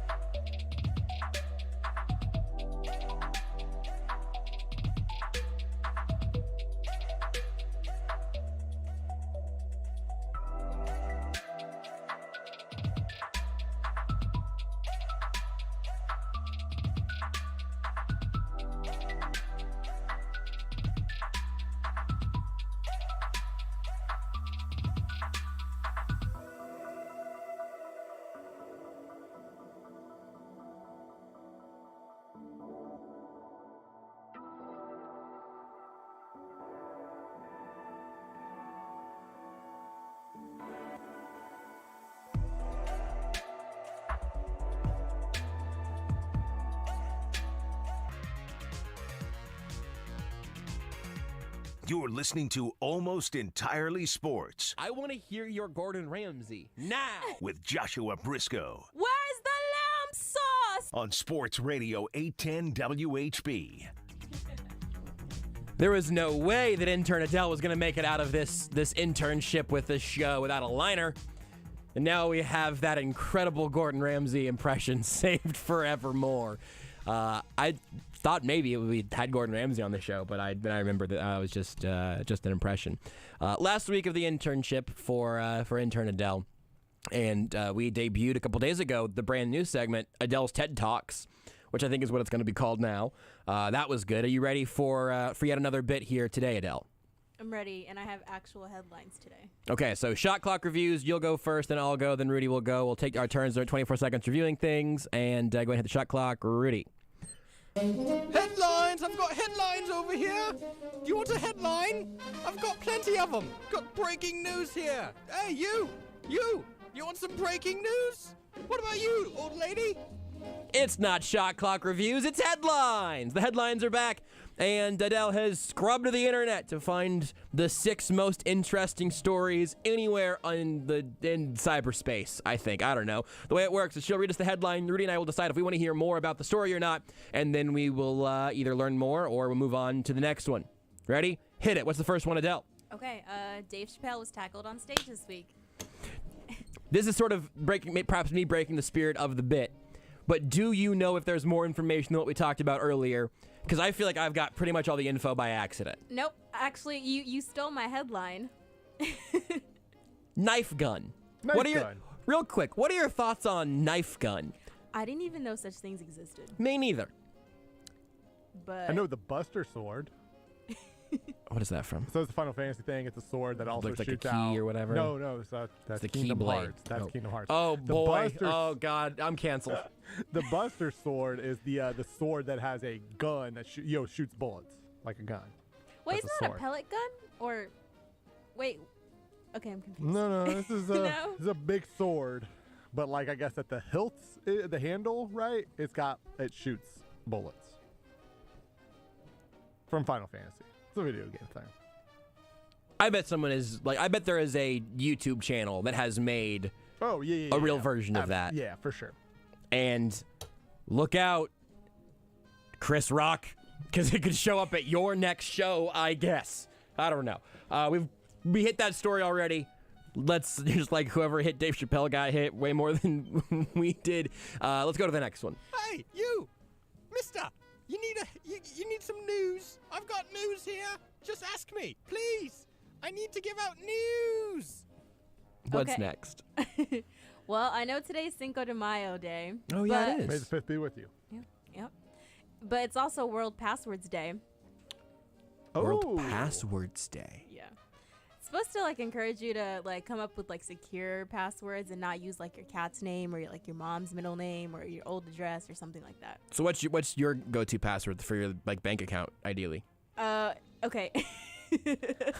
It's Don't make up a fake one. Say one that doesn't sound at all like your real password. I'm trying Don't to give come away. up with one right now. What are the last 4 digits of your social security number? And I guess the first 6, just to make sure that we have it. You can do it whatever order you want. 111, 11, 9er 111. Wow, that's incredible. Do you guys remember? Now, really do think about this one carefully, because I'm not trying to let anybody's identity get stolen here. But do you remember an early password that you used that you would not use again anywhere? My concern is that I've been online enough of my life now that even my old like Club Penguin passwords are also my passwords for something else, I'm sure. So I don't know if I could give one away. See, my go-to was always like something dumb, like relatable, like cats or 5798 or something, you know? Sure. That's fine. That's mine good. Were always like my high school mascot when I was a kid, but none of mine are anywhere near that now. That's a tough one for us to have a fun little conversation about, because eventually we're going to dox ourselves. For sure. So I guess we move on to the next one then. Hey, you look like you haven't been paying attention to the news lately. Do you need a newspaper? I bet you do. Here's one. Take it. No, why are you giving it back? Okay. Texas researchers find dozens of creepy dolls on the Gulf Coast beaches. No, doesn't seem like, This doesn't seem like us. Yeah, I'd like to know more about these haunted dolls. Thank you very much. This is, I just would like to make clear, this is Adele's find, and this is not us stealing yet another My Brother and Me bit. This is, I did see this story, but I didn't even click it, To because I was be like, fair, I'm too tempted. I don't know if she said that the dolls were haunted. Creepy. They're Just creepy. Creepy. No, Very creepy. different. There is a recurring segment on the My Brother and Me podcast called Haunted Doll Watch. It goes through eBay. Rudy and I were able to witness one in person. Heck yeah. For their show a couple of weeks ago. I would love to know more about these creepy dolls washing up on beaches. Okay, This is a great headline. So it's just a bunch of like science researchers. They found some creepy dolls, and they said the creepiest ones are the ones that lost all their hair. And it said the first one that they found was a sex doll. Just the head of it. Well, that would scare me, I guess, if that washed up on a beach I was walking past. With no hair. Yeah, all bad. Well, so I'm going to still ask the question I was going to ask before you add that piece of information, which is, like, is it a specific type of dolls? Is it like, is there a theory? Did an American Girl, like, ship with a whole canister of American Girl dolls crash at some point? It was just a whole bunch of different like dolls, but a majority of them are like the Annabelle looking ones. Awesome. Like the ones that like close their eyes when like they close their eyelids when you lay them down. And Yeah, then, like, good. Yep. Because their eyes also open on their own, right? Yeah. And they just seem to follow you around the room wherever you go. Yep. So there is no there is no end result here of here's why it's happening. People don't know still. Is that correct? Nope. Just random. They think they just washed up on the beach, but I mean, I don't know. Okay, real quick, around the room, worst case scenario for how those dolls got there. Rudy, go. Oh, God. Pass. My worst case scenario is that there's like a vent in the ocean floor that just inexplicably just produces dolls that just float out from a crevice in the ocean floor, and then they just wash up on our beaches. We're going to find out later. It's a hole to an alternate dimension of dolls or something. That could be a scary movie. TM. That is my story. That belongs to Almost Entirely Sports, and the three of us are going to produce that in the near future. Okay, I'm ready. basically, it's like a Dexter situation where, and so in the book, Dexter puts all of his bodies in the ocean, right, because of a current and everything. So I just like to think that there's a serial doll killer going around tossing dolls into the ocean. It hits a current. They just all popped up here. Do you have a worse scenario than either of those, Adele? Or I was just thinking maybe like a whole bunch of 9-year-olds had an American Girl party and it just got too wild. All of those are bad. Like, if there's anything scarier than an alternate dimension, it's a party of 9-year-olds. That sounds like maybe the scariest of all. You look uninformed. Here's a newspaper. Okay. Wild rabbit raids the garden section at Colorado Walmart store. Yes. I would like the first paragraph of this verbatim. I heard about I hope this isn't stealing another headline as I play for time. I did see that there was a wild fox that broke into a zoo of some sort and killed a bunch of flamingos. It's a wild fox. What else you got to do about it? That's not a fun story. No, I know, but the rabbit one sounds fun. So what's up with this rabbit? Okay, so a shopper at Walmart store in Colorado made an unusual discovery in the garden section, a wild rabbit feasting on the plants. You know, maybe it thought it was some tree. Yeah, you know, it's Colorado. It's legal. That's right, man. We got a little high rabbit out there. We got a rabbit with some munchies. Imagine being a rabbit, especially imagine being a high rabbit, walking into a Walmart plant section. I have to imagine it sounds like heaven. Like That's heaven. Like, yeah, the rabbit found heaven. That's great. Any further details? What happened to the rabbit? Does this have a? It's more of a video, but they said after they took the video, they let the rabbit finish his snack. I believe in people again. Thank you. Finally, we can all just be cool for once. Finally. Thank you, people who let the rabbit just have its snacks and leave. Just let the rabbit be chill. It's a rabbit. Sorry, I misspoke. Let the rabbit have its snacks and leave. Is what I should have said. Rudy, dump that. It's edible. Boo. Hey, you! You need some news! Come get the news from me! Okay, Wichita State University fires Shockers athletic director Darren Boatwright. Yeah, this is bonkers. So it's not bonkers because a school in the area fired their AD, but it's kind of bonkers because if it continues through the story, I was reading this yesterday. They gave him like a secret raise and contract extension something like 8 months ago, like peak pandemic. They just gave Greg Marshall $7.5 to $8 million to go away, despite having plenty of cause, I would have thought, to fight him on in terms of firing with cause because of the assaults and whatnot, punching the players in the back of the head. Allegedly. Yeah, it's weird because this is they've gone through a couple of presidents. They've gone now they're on another AD here. The AD just got his extension, and they turn it around real quick. I'm not sure if I've told you this before, but like I've had a one-on-one meeting with him. Like he gave me a tour of we walked around Coke Arena once and talked. Like I Did you get a bad vibe from him? What happened here? No, he was a cool guy. Did you look into his future at any point? Here's the thing. I think he's a cool guy.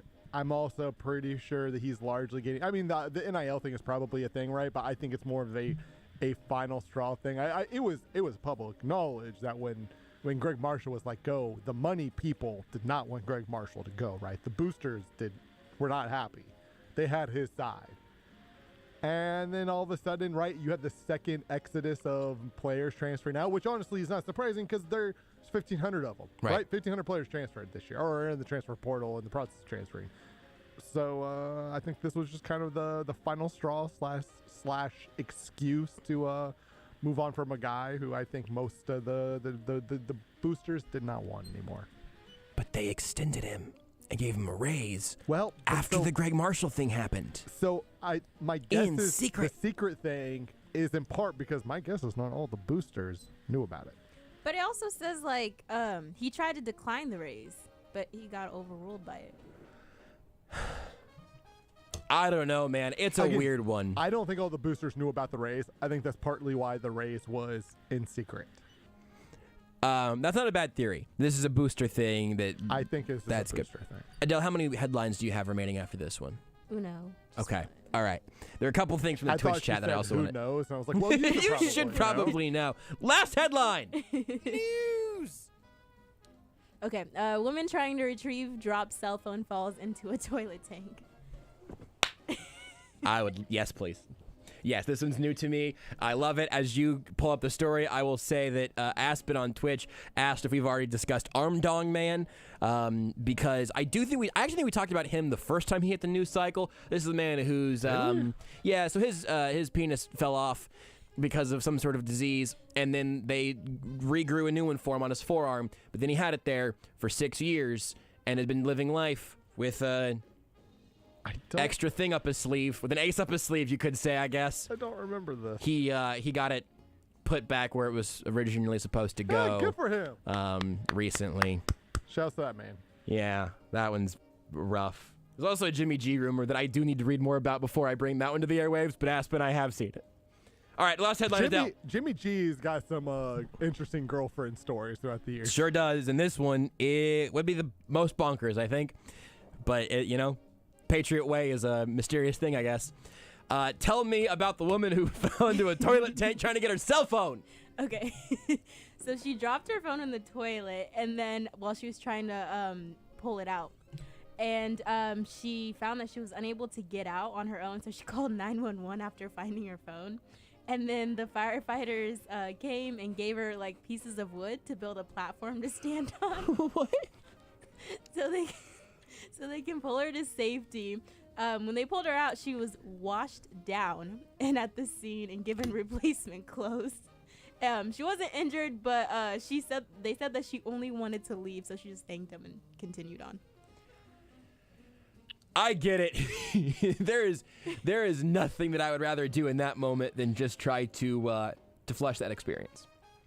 Why did they threw her just planks of wood and said, like, build yourself a ramp? Well, who would want to go in like human waste and poop and pee? Like, that's just gross. They don't have like a ladder or like a rope? Throw her a rope and then throw the rope back into the toilet tank. Like, let it go. They don't want the rope to touch that kind of stuff. They're firefight. Like, there's a person to rescue. How full was the water, by the way? I'm now searching up this story because I also need to find even more details, because I am confused and afraid. Nope, that's all of it that I got at least. Also, again, so apparently there was. Whoa, let's really crank that bleep. My bad. Really crank that bleep for us here today. 1 minute. She was. I see the phrase washed down at the scene. This had to be a pretty bad scene. Dropped her phone into the toilet, fell in while trying to retrieve it. So she found her phone and called 911. I'd be so mad, honestly. Like, you're just going to give me pieces of wood to climb on. This calls it a vault toilet. Oh! Vault toilets are waterless, non-flush toilets that store excreta, which I think is a plural form of excrement probably, in a large airtight underground container / vault. So sort of an outhouse situation. I might have just closed the door and just said, hey, lady, good luck, but our work here is done. Our work here is done also. Sterling Holmes is next. You are listening to Almost Entirely Sports with Joshua Brisco on Sports Radio 810 WH.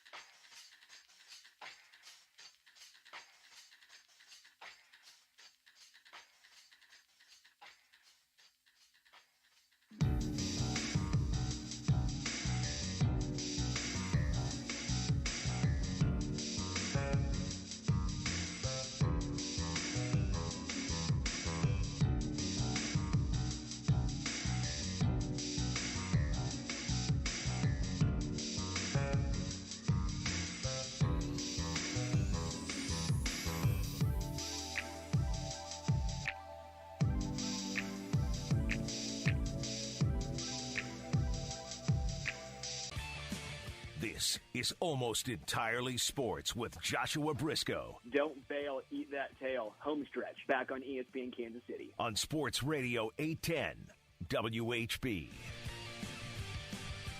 The man himself with us on a Thursday. Usually we do a little home and home on Fridays with Sterling Holmes. We do a little Sterling Holmes and Holmes usually on a Friday.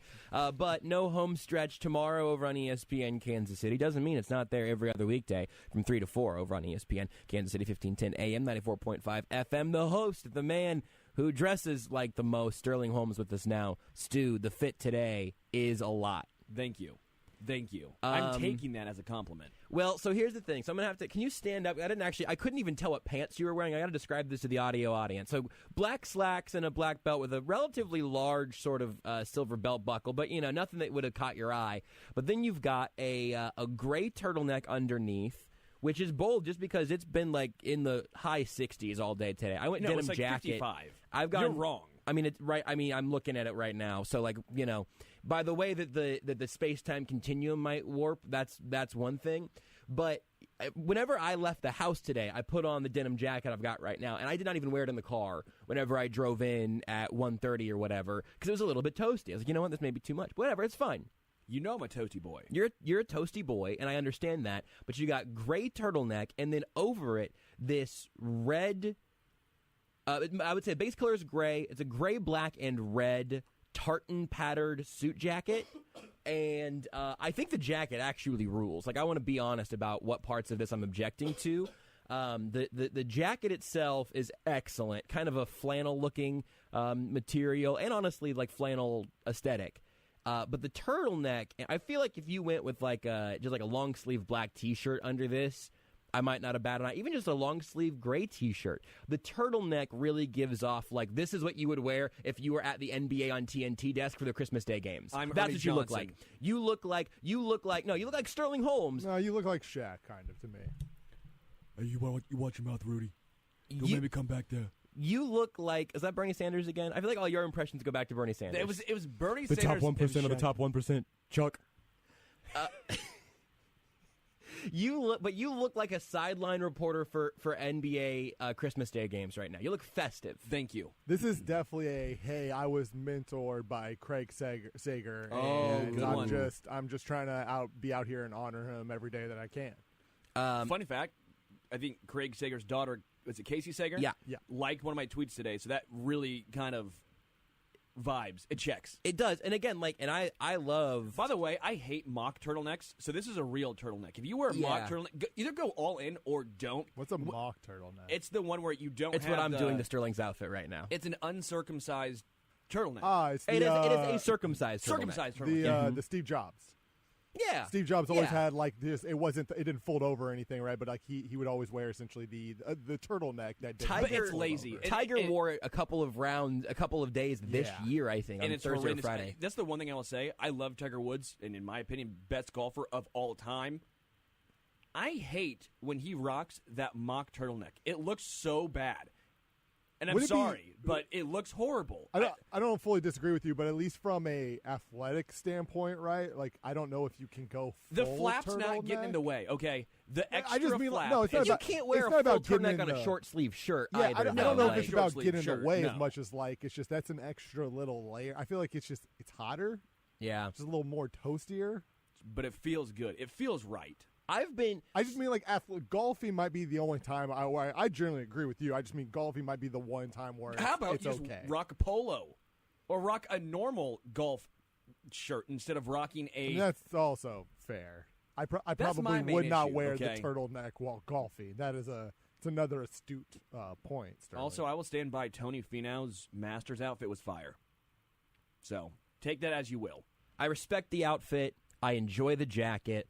The turtleneck is a lot, but altogether, the whole ensemble, I think all you really need is confidence. You know, you can pull off just about anything if you do it truly confidently, which is what the Chiefs did in the 2022 NFL Draft. I was going to say without confidence, all I have is my good looks. But yes. See, but that's somebody without confidence. If you don't have confidence, you can't even say that. That's all that that's what it is right there. It's just layer on top of layer. It's just good looks on top of confidence, on top of good looks, on top of confidence. And that's the it takes stones. And speaking of stones, Brett Veach has them because that draft was incredible. No, I liked my segue a lot more. Yeah. My segue was much less stones-based. Yeah, that's fair. But you're the Rolling Stones. You're a child of Jim Rome, and Jim Rome, I feel like, loves to talk about stones and lettuce. Like that right there. The world's worst salad is the Jim Rome the salad. stone lettuce salad, yeah. The stone and lettuce. Yeah, it's actually Dijon mustard, though, is the dressing. But You a no, mustard guy? Love mustard. Love mustard. We've talked about this before. Big mustard guy. Hate ketchup. I did want to know what you thought about the draft for real, though, because there's just like 1,000 different little pieces of information that we could dive in on here. What got you the most amped? If it's individual pick, overall theme, whatever. What got you hyped about this class?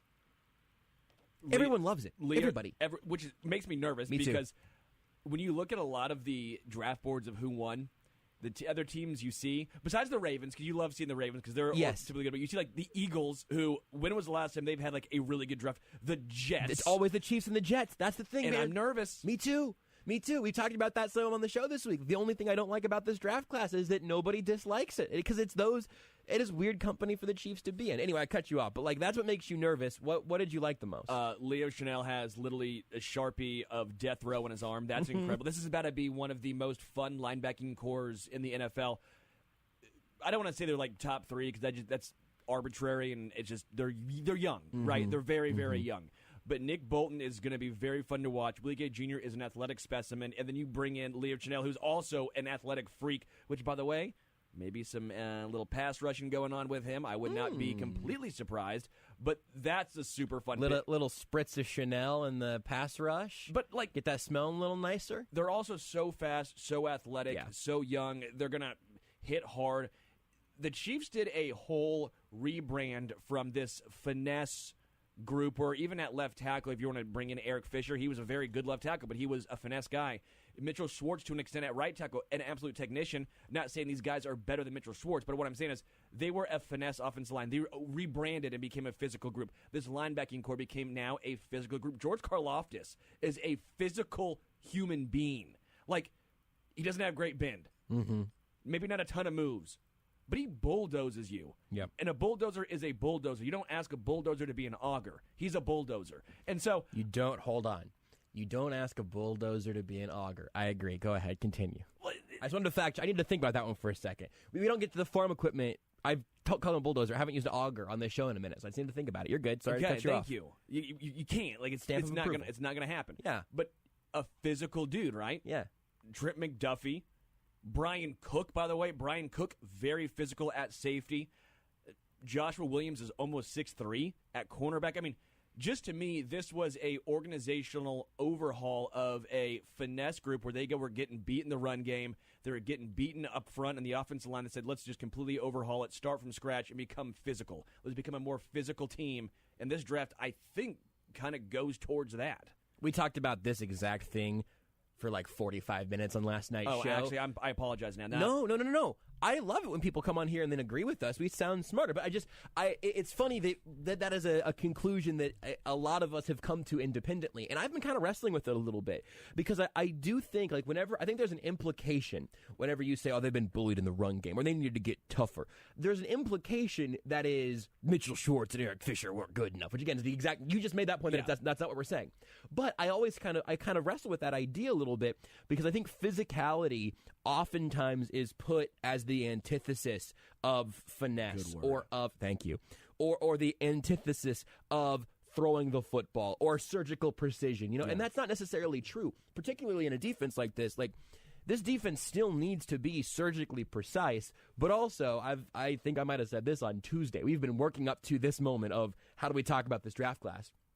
But there was a point in these recent years where the Chiefs defense over the last 3 seasons has been pretty average. It's had some low moments, it's had some high moments, but you take the 3 years of Steve Spagnuolo and Tyrann Mathieu, that as being your era there. It's been a average, maybe a little below average defense on the whole, with some certainly, step back moments, particularly early last year. But I don't think that this defense has ever been one that has your players thinking about what Monday is going to feel like. Yeah. And I think that is different here now. Yeah, Josh Allen. Right. Josh Allen might have been the most physical player in some of those collisions, and now I think you're going to make sure your training staff has some extra supply of ice for the ice tubs on Monday, Tuesday, and Wednesday, because you know you're playing a bunch of crazy athletes, which is also different. Physical can also mean fast. This team got faster, it got tougher, it got more physical, it got better at tackling, and it did that in one draft class. Like, that's kind of wild. I also want the linebacking core to just get death row all on their arms now, and like maybe do like their intro song is just Death Row Records, because I would lose my bleep. So that was a Wisconsin thing, and so Chanel tweeted like Death Row, handshake emoji, Chiefs Kingdom. Yeah. So maybe like I don't know if we can get like maybe the linebackers just become Death Kingdom. That sounds like something from like a Game of Thrones, the new Game of Thrones series or something. And somehow Slayer's involved the band. Definitely, they're just gonna be playing Raining Blood when they come on the field. It's definitely that's the name of a tour of a hair metal band. Yeah. Step Aside. I'm drawing a blank on the dude. I almost said something really bad about what he did. Rock and Roll Part 2, Gary Glitter. Yeah. Step Aside, Gary Glitter. For a lot of reasons. For multiple reasons. Yeah. Come in Slayer and Raining Blood. Why is this not the new Chiefs? I think Gary Glitter has already been forced to step aside, so I think now it is step aside whoever came in. I think Tech 9 has kind of taken the reins he's on done a some great of job, that. yeah. But like Tech 9. We got, of course, listen, if you say you don't like saying you don't like Tech 9 in Kansas City is almost as dangerous as saying something bad about barbecue in Kansas City. Yeah. The city edition uniforms for the and Royals you're a liar. had to be Fountains, barbecue, or just Tech 9's face on the front. Like those are the only three Strange options. music is somehow on the Yes. Yeah, like they got a good logo. Could put that on a hat or whatever. But take a little what is it, a dragon or something, kind of weaving in a KC. We could have done that. It's kind of Game of Thrones-ish. It really is. is. I've not seen Game of Thrones, but my imagination of my picture of Game of Thrones is similar to this Tech 9 logo. The strange logo is now the logo for Death Kingdom, coming to HBO Max 2024. Death Kingdom. I'd watch. And starring Leo Chanel, Nick Bolton, and Willie Gay. I think George Karlaftis could have a cameo in that. Definitely. But I don't know if they're going to try to keep that Sac Nation thing going or not. I'm not sure. I feel like Death Kingdom definitely sounds better than Sac Nation. Also, Sky Moore just having massive mitts. Like, the Chiefs did, how do we make a draft like Johnny Bench? They got the Sky Moore hands. They did focused on defense, and they focused on power. They basically just did Johnny Bench, but in football form. That's what they went for. The Chiefs draft is Johnny Bench is an incredible take. You're not wrong, but that's definitely your exclusive domain. Nobody else tried to jump your line to pick up the Chiefs draft as Johnny Bench. Have you ever seen his hands, though? That's the reason. Oh, yeah, I've seen him holding all the baseballs. You know, like it was like 6 baseballs in one hand or something. That's a photo of him, right? Yeah, that's Johnny Bench. Johnny Bench holding baseballs. Let's see how many. Do you remember what the number was off the top of your head? I'm going to say 7. Pretty sure he said he drank like 33 beers across a flight. Is that also Johnny Bench? No, that's Wade Boggs. Wade Boggs. Boss Hogs. What was he? He was like, on some cross-country flight. Like, and some chicken. 33 beers and some chicken. Something crazy like that. Johnny Bench. What'd you say? Your guess was, Sterling? I said 7. In one hand. I'm going to say 1. 13. The answer's 7. 7 nails, baby. You nailed it. First the pictures guess. are hilarious. He's also there are pictures of him. There's pictures of him doing it as a young man wearing a Big Red Machine T-shirt. Good for him. And then here as an old man. Hold on, see if I can get you that zoom. Well, we'll see. I'll just click onto it. But here as a much older man, still holding 7 baseballs in one hand. That's significantly more impressive than him doing it at a young don't age. shrink. You know what? You can get arthritis. You can have some hand issues, and he's still because you're a catcher. You're getting beat up back there. And he's like, no, my hands though. But the fact that he could do that at whatever age this was. John Gruden, when he did his quarterback camp stuff, would absolutely love the size of Johnny Bench's hands. He'd be like, well, that's a great quarterback. Well, your impressions. Why was very Bernie Sanders again? Your impressions, I'm telling you, all your impressions are Bernie Sanders based. And I think yours that's are Steve Spagnuolo based. Mine are Spag / Bill Clinton. Yours are Bernie / I don't know. I don't know what we're going to do with this defense. Who am I? Oh, no. That's Bill Clinton. That's Bill Clinton talking about the Chiefs defense. Hi, I'm Bill Clinton, the new Chiefs defensive coordinator. What if I brought out a saxophone, and when you did that voice, we just, in the background, were playing saxophone? Like, You Can Call Me Al would be a great song to play, or Baker Street. You know what we're going to do with this? You know what we're going to do with this defense this year? We're going to get penetration. I'm also now... Dude. I'm also now getting closer to Dabo Swinney. And maybe Doc Rivers. Hold on, is there a Doc Rivers in here? I was going to ask you about your NBA feelings also. We can come back to the draft. Oh, How you feel as a man. Sixers fan right now? How's your orbital bone? Can I give it to Embiid? Can I just you just pop yours out? Pop mine out? I think the surgery would take a while.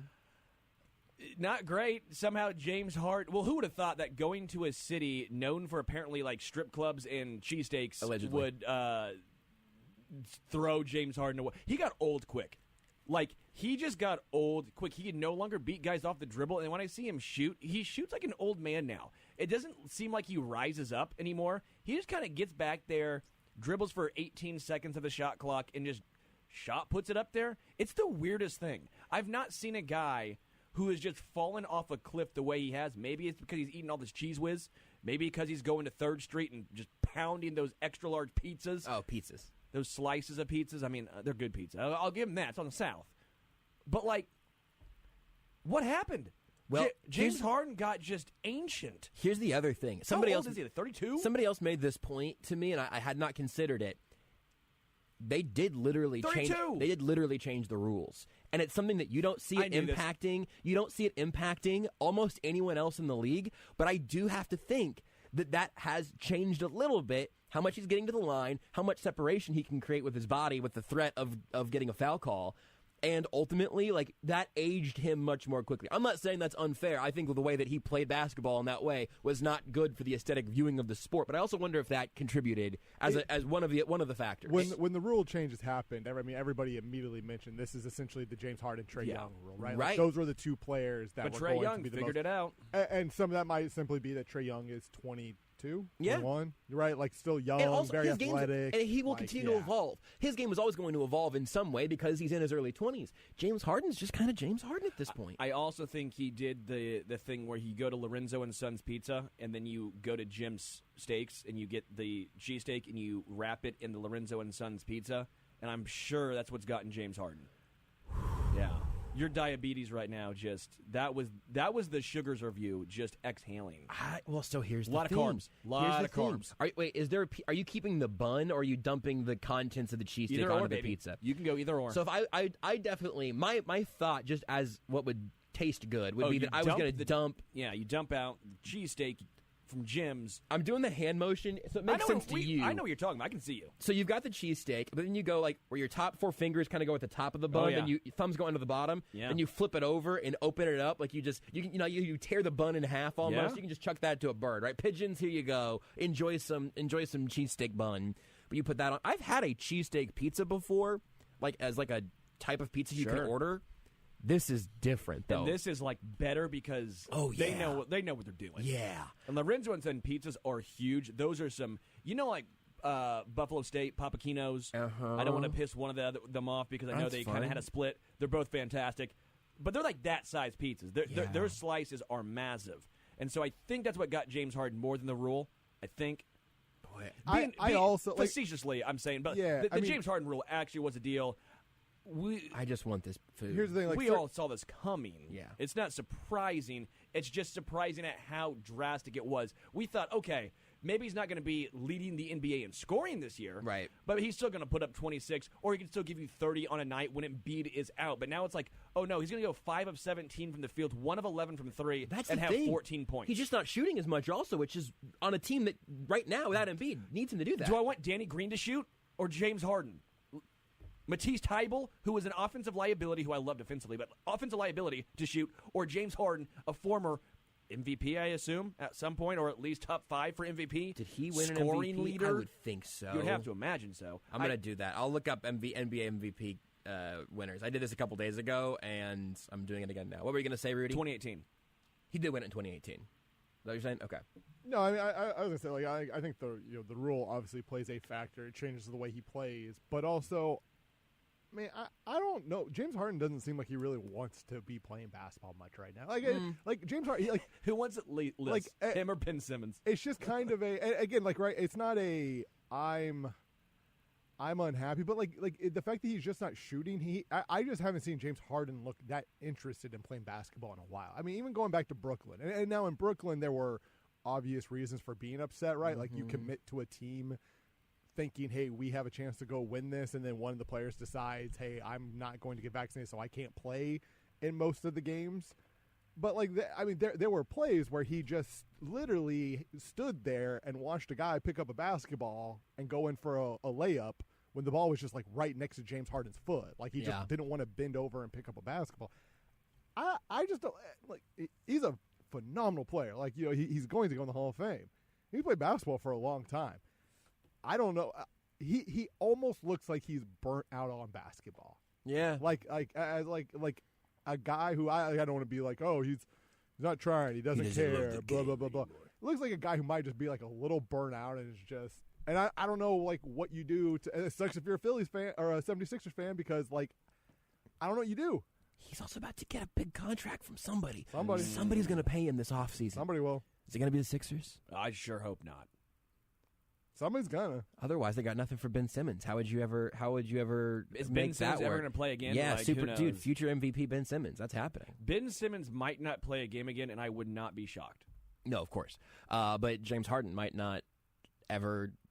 Fine, so a swap for two dudes who aren't going to play basketball. Congratulations. That was sort of my point. Is that it was that is one of those trades where it's just like, oh, it's just like you guys just might have just swapped your different brands of toxicity to see if. Remember whenever the Chiefs traded John Baldwin for AJ Jenkins? Yep. Or that's my whole analysis here. That only works in Kansas City. Yeah, but, I mean, or don't trade up and get Markelle Fultz when you could have had Jason Tatum, but I don't know. What do I know? Oh, did they move up Not for a gym. Fultz? Yeah, they traded up with Boston to get had Markelle the number Fultz. 1 overall pick. Wow, I completely forgot Dropped about that. to 3, right? Dropped to 3. It was Markelle Fultz, Lonzo Ball. Not Lonzo Ball. Was that Lonzo Ball? Yeah, that was Lonzo Ball. Because Lonzo Ball was the Lakers at 2. What year is that? 2017. Is that right? Or draft Brandon Ingram, which I was saying it was Simmons, but it was 2017. Yeah, because that was the year where it was just like everybody knew the Lakers were drafting Lonzo Ball because it's the LA kid, right? Like it was just always going to happen that way. It was just whether or not. I think most people assumed Markelle would go 1, but it was just the fact that it was. I said don't because he has 0 jump shot. And I said the same thing about Ben Simmons. I said draft Brandon Ingram, and I even said, by the way, I was wrong at the time, but now at least he plays Malik Monk.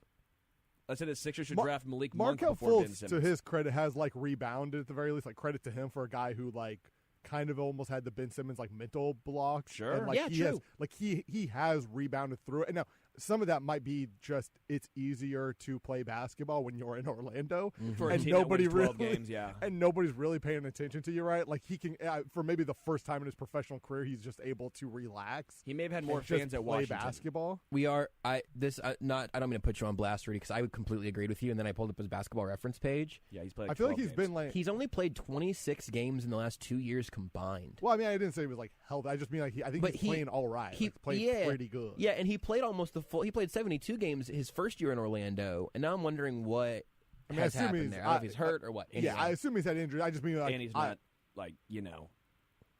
very good. Yeah, I'm just trying to figure out what the. In today's NBA, if you can't shoot, he did spend some time in the G League in 2021, I guess, but he played pretty well that first year in Orlando. I don't know. I love revisiting drafts on this show. It's something we love. We do this with the NFL all the time, and now is when we kind of talk loosely about the Chiefs draft.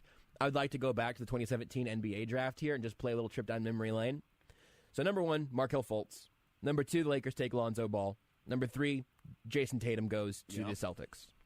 And by the way, I'll be the first to admit, I'm not paid to get this right because obviously that's not my job. I'm not a GM. Sure. I said Jason Tatum was not going to be able to get a shot either because I thought his shot was ugly when he was at Duke, correct? Yes. I thought his shot was not a shot you would teach kids, right? It's not a shot that you would want repeated. I go, he won't be able to repeat this. He shoots it too high up. It's very unconventional. It looks awkward. It's going to take him too long to get off in the NBA, even though he's tall. I go, yeah, he'll be a poor man's Carmelo Anthony. I said he'll have a good mid-range game. I was wrong. I think Bomani was the person that made the point that he wasn't the best player on that Duke team. Like Luke Kennard went 12th in that same draft, but in college, you could have said that like Jason Tatum was not the standout collegiate player of that group. I don't remember that Duke team from anything, but so I'm citing my source on that one. I guys remember who went 4th in that draft? Scal Labazzeri. No, he was earlier than that. No, Scal didn't get drafted too high because he had a terrible freshman year at Kentucky. Number 4 overall, the Phoenix Suns were on the clock. Dragan No, that was a year prior. That was also prior, I believe. Oh. They picked in the top 5 like 3 or 4 times. Dragan Bender, I think, was 4th overall too. Yes, I believe that's true. Josh Jackson, Kansas. Oh. Well, he's still, I think, in the NBA. He was bouncing around last year. He's bounced around some. Then De'Aaron Fox, and then De'Aaron Fox is solid. Jonathan Isaac, Larry Markkinen, Frank Ntilikina, Dennis Smith Jr., Zach Collins, Malik Monk, Luke Kennard, Donovan Mitchell, Bam Adebayo, Justin Jackson. And then it gets a little less interesting after that. But that is a I would have, Donovan Mitchell going a little higher. Bam going a little higher. Would have made sense.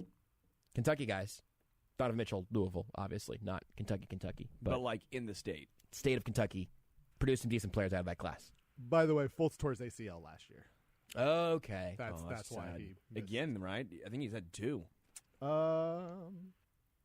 I don't know. I just know he tore his ACL in January 6, 2021. And where was he on that day, out of curiosity? January 6, 2021? Where did he tear his ACL at? Were they in Washington by any chance? Against the Cleveland Cavaliers. Okay, probably clear. January 6, 2021, if you guys don't remember, ended up being a pretty historic day. And Markelle Fultz tore his ACL. That's right. And then he returned on February 28, 2022. Guys, I just want to say one thing. I really want Rex Hudler to announce a Chiefs game because when McDuffie makes a tackle, all you're going to hear is, McDuffie is toughy! Like, you're getting a McDuffie is toughy from Rex Hudler. I would love that. And Sky Moore, when he goes up to make a catch, look at Sky Moore! Like, you would love Rex Hudler to call a Chiefs game sometime. I'm fully on board. No. Stop that. I like enthusiasm Hudler's in my announcers. Fine, but I love Rex Hudler. I don't want him. Rex, doing if Chiefs. this gets to you somehow, some way. He's fine for Royals because it was 162 games. I do think there's something to that. I thoroughly enjoy Rex Hudler. I do want somebody when he has to do a game every day for like 7 months to have some energy. But when it's once a week. I mean, I love Mitch Holtis too, and I'm not saying take someone's job. I'm just saying for like one game. Give me Rex Hudler for one game. I would love Rex Hudler for one game. I mean, some of the people the Chiefs have thrown out there color commentary wise, like I'm not going to sit here and tell you that they're that much better than Rex Hudler. So you know what? I'm with Sterling now. It'd be fun. Olive Branch. Okay. Give him a preseason game. Olive Garden. Breadsticks. What? I thought for sure I was going to get you guys on board with next level. I'm down with that. Full booth swap. You put, I can't remember the guy who did play-by-play for the Chiefs preseason games last year. Oh. He did it with Trent Green. For TV? Yeah. Carter Blackburn. Boy, that's not who I was thinking. Yeah, Carter Blackburn. Was there a guy named Ari at some point? Not Ari Timken? For the Chiefs, I don't know, but Carter Blackburn's been doing it preseason games for the Chiefs for the last couple of years with Trent Green. I believe you. You said that with enough confidence that he's a confident guy back there. I can envision the guy right now. I thought that there was somebody named Ari. Anyway, I'll check on that. Denny Matthews. But you put Ryan, Denny, and Rex all in the booth for a Chiefs preseason game. Give all the Chiefs guys a crack at a Royals game. I would sign up for that. It would be very fun. I also want John Sterling to announce a football game sometime. Just think of Mahomes throwing the football, and he'd just be so confused on how far he threw it. A Stantonian throw from Patrick Mahomes. It's a slant to Sky Moore for 6 yards. Okay. I will not slander John Sterling. I grew up listening to too much John Sterling. There's your issue. Yeah. Carter Blackburn did do the Chiefs, and then in 2021, Ari Wolf did the Chiefs. So, yeah, you were right. Shout out to Ari Wolf. I thought he did a good job. Sorry I couldn't remember your last name. Was in the upstairs. It was his brother, Ari. Was it the googly eyes or the large hips? No, it's all nepotism the whole way down, though. Casey Wolf, so much nepotism. Casey Wolf got a recommendation, and all of a sudden his brother Ari Wolf was up there. He doesn't have the googly eyes, which really helps for him looking at the camera. Otherwise, it's really unsettling. It's like, oh man, it's just eyes shooting everywhere. It's a lot. We'll take a break. Whenever we come back, maybe we actually talk like more than 2 minutes about the actual Chiefs draft class. If you're down for that, all right, we'll do that with Sterling Holmes whenever we come back. Hi there, Gary Giles with Giles & Jewelry. Everybody knows Giles & Jewelry is the place to buy an engagement ring. Thousands of diamond rings, quality, second to nobody. Come on into Giles, 95th and Antioch, right in front of the big Hy-Vee. Giles & Jewelry, we're the jewelers you'll recommend to your friends and family. Joslin's Jewelry for the best that's yet to come. The all-new redesigned 2023 Kia Sportage is now available at Robert Brogdon's Olathe Kia. This rugged crossover SUV comes with a powerful engine, best-in-class cargo space, and a host of advanced interior technologies. And with the 10-year Kia 100,000-mile warranty plus Robert Brogdon's 90-day money-back guarantee, you've got an unmatched commitment to quality and satisfaction. Visit OlatheKia.com or go see them today at I-35 in Santa Fe. Warranty is a limited powertrain warranty. See Kia.com or retailer for details. What good is a beautiful lawn if bugs and pests keep you from going out and enjoying it? Let Ryan Lawn and Tree keep bugs and pests out of your home and out of your lawn. Take 50% off your first home insect barrier treatment this week at RyanLawn.com. Spring, the sound of birds in the trees, the smell of fresh cut grass, and new decks being built, and new deck builders from all over town heading for Kansas City Deck Supply. Experts say that when you add a deck to your home, you'll recoup a higher percentage of your investment at sale time than any other improvement you can make. More than a kitchen, even more than a bathroom. Check out the near zero maintenance and stain resistant materials from TimberTech. TimberTech decking is outdoor living without limits, the quality and appearance you demand at a price you can afford. Get to Kansas City Deck Supply now for everything you need to build a better deck. Hey Kansas City, Steven St. John here. It's Window Nation's graduation sale. If your old windows are failing or just not making the grade, here's your homework assignment. Call Window Nation. With straight A's from the Better Business Bureau, alongside installing over 1 million windows in over 125,000 homes, they're definitely at the head of the class. Earn your degree in savings now during Window Nation's graduation sale. Get 2 free windows for every 2 you buy and make no down payment and pay no interest for 24 months. It's like getting a diploma from Window Nation University. It's the commencement of lower energy bills with the advantages of curb appeal and improved value for your home. Graduate with honors and savings. Get 2 free windows for every 2 you buy with no limit and make no down payment and pay no interest for 24 months. That's 2 full years with no payments only with Window Nation. Just call 866-90-NATION or visit windownation.com. Window Nation, the perfect fit. Sporting Kansas City head to the East Coast to take on reigning MLS champ NYCFC on Saturday at 6 o'clock. And you can hear all of the action live right here on your home for Sporting Kansas City Soccer, Sports Radio 810 WHB, presented by Michelob Ultra. It's only worth it if you enjoy it. Sporting KC at NYCFC, Saturday at 6 o'clock on your home for Sporting Kansas City Soccer, Sports Radio 810 WHB. Building a pool is not a job for amateurs. If you want a pool you'll enjoy for a lifetime, call the pros at ProBuilt Pool and Patio. ProBuilt Pool and Patio is the largest provider of fiberglass pools in the region. Unlike liners, fiberglass pools from Imagine Pools and Pentair Pool Equipment are built to last, and they have over 200 different design options to fit your space. ProBuilt Pool and Patio offers competitive pricing, financing, and the fastest install timelines. Get a free quote by calling 816-786-3893 or go to ProBuiltPatio.com. Every weekday on Sports Radio 810, tune in to hear Kansas City's favorite local lineup. At 6 a.m., wake up with the Border Patrol with Steven St. John and Nate Bucati. At 10, it's The Zone with Jason Anderson. Now at 2, get into the program with Soren Petro. And wrap up your day on Almost Entirely Sports with Joshua Brisco. Kansas City's hometown sports station. Sports Radio 810 WHB. Kansas City's hometown sports station. Sports Radio 810 WHB. To be successful, you better be playing good defense. We get a lot of credit here for the offense that we play, but listen, our defense, led by Spags, is top-notch too. And so, but you got to keep adding to it. As guys get a little bit older and move on, you better be replenishing. When you want the latest on your favorite teams, tune into your hometown radio station. Sports Radio 810 WHB. Do you follow Sports Radio 810 on social media? This is your reminder to give us a follow and hit that subscribe button on Facebook, Twitter, YouTube, and Instagram at Sports Radio 810.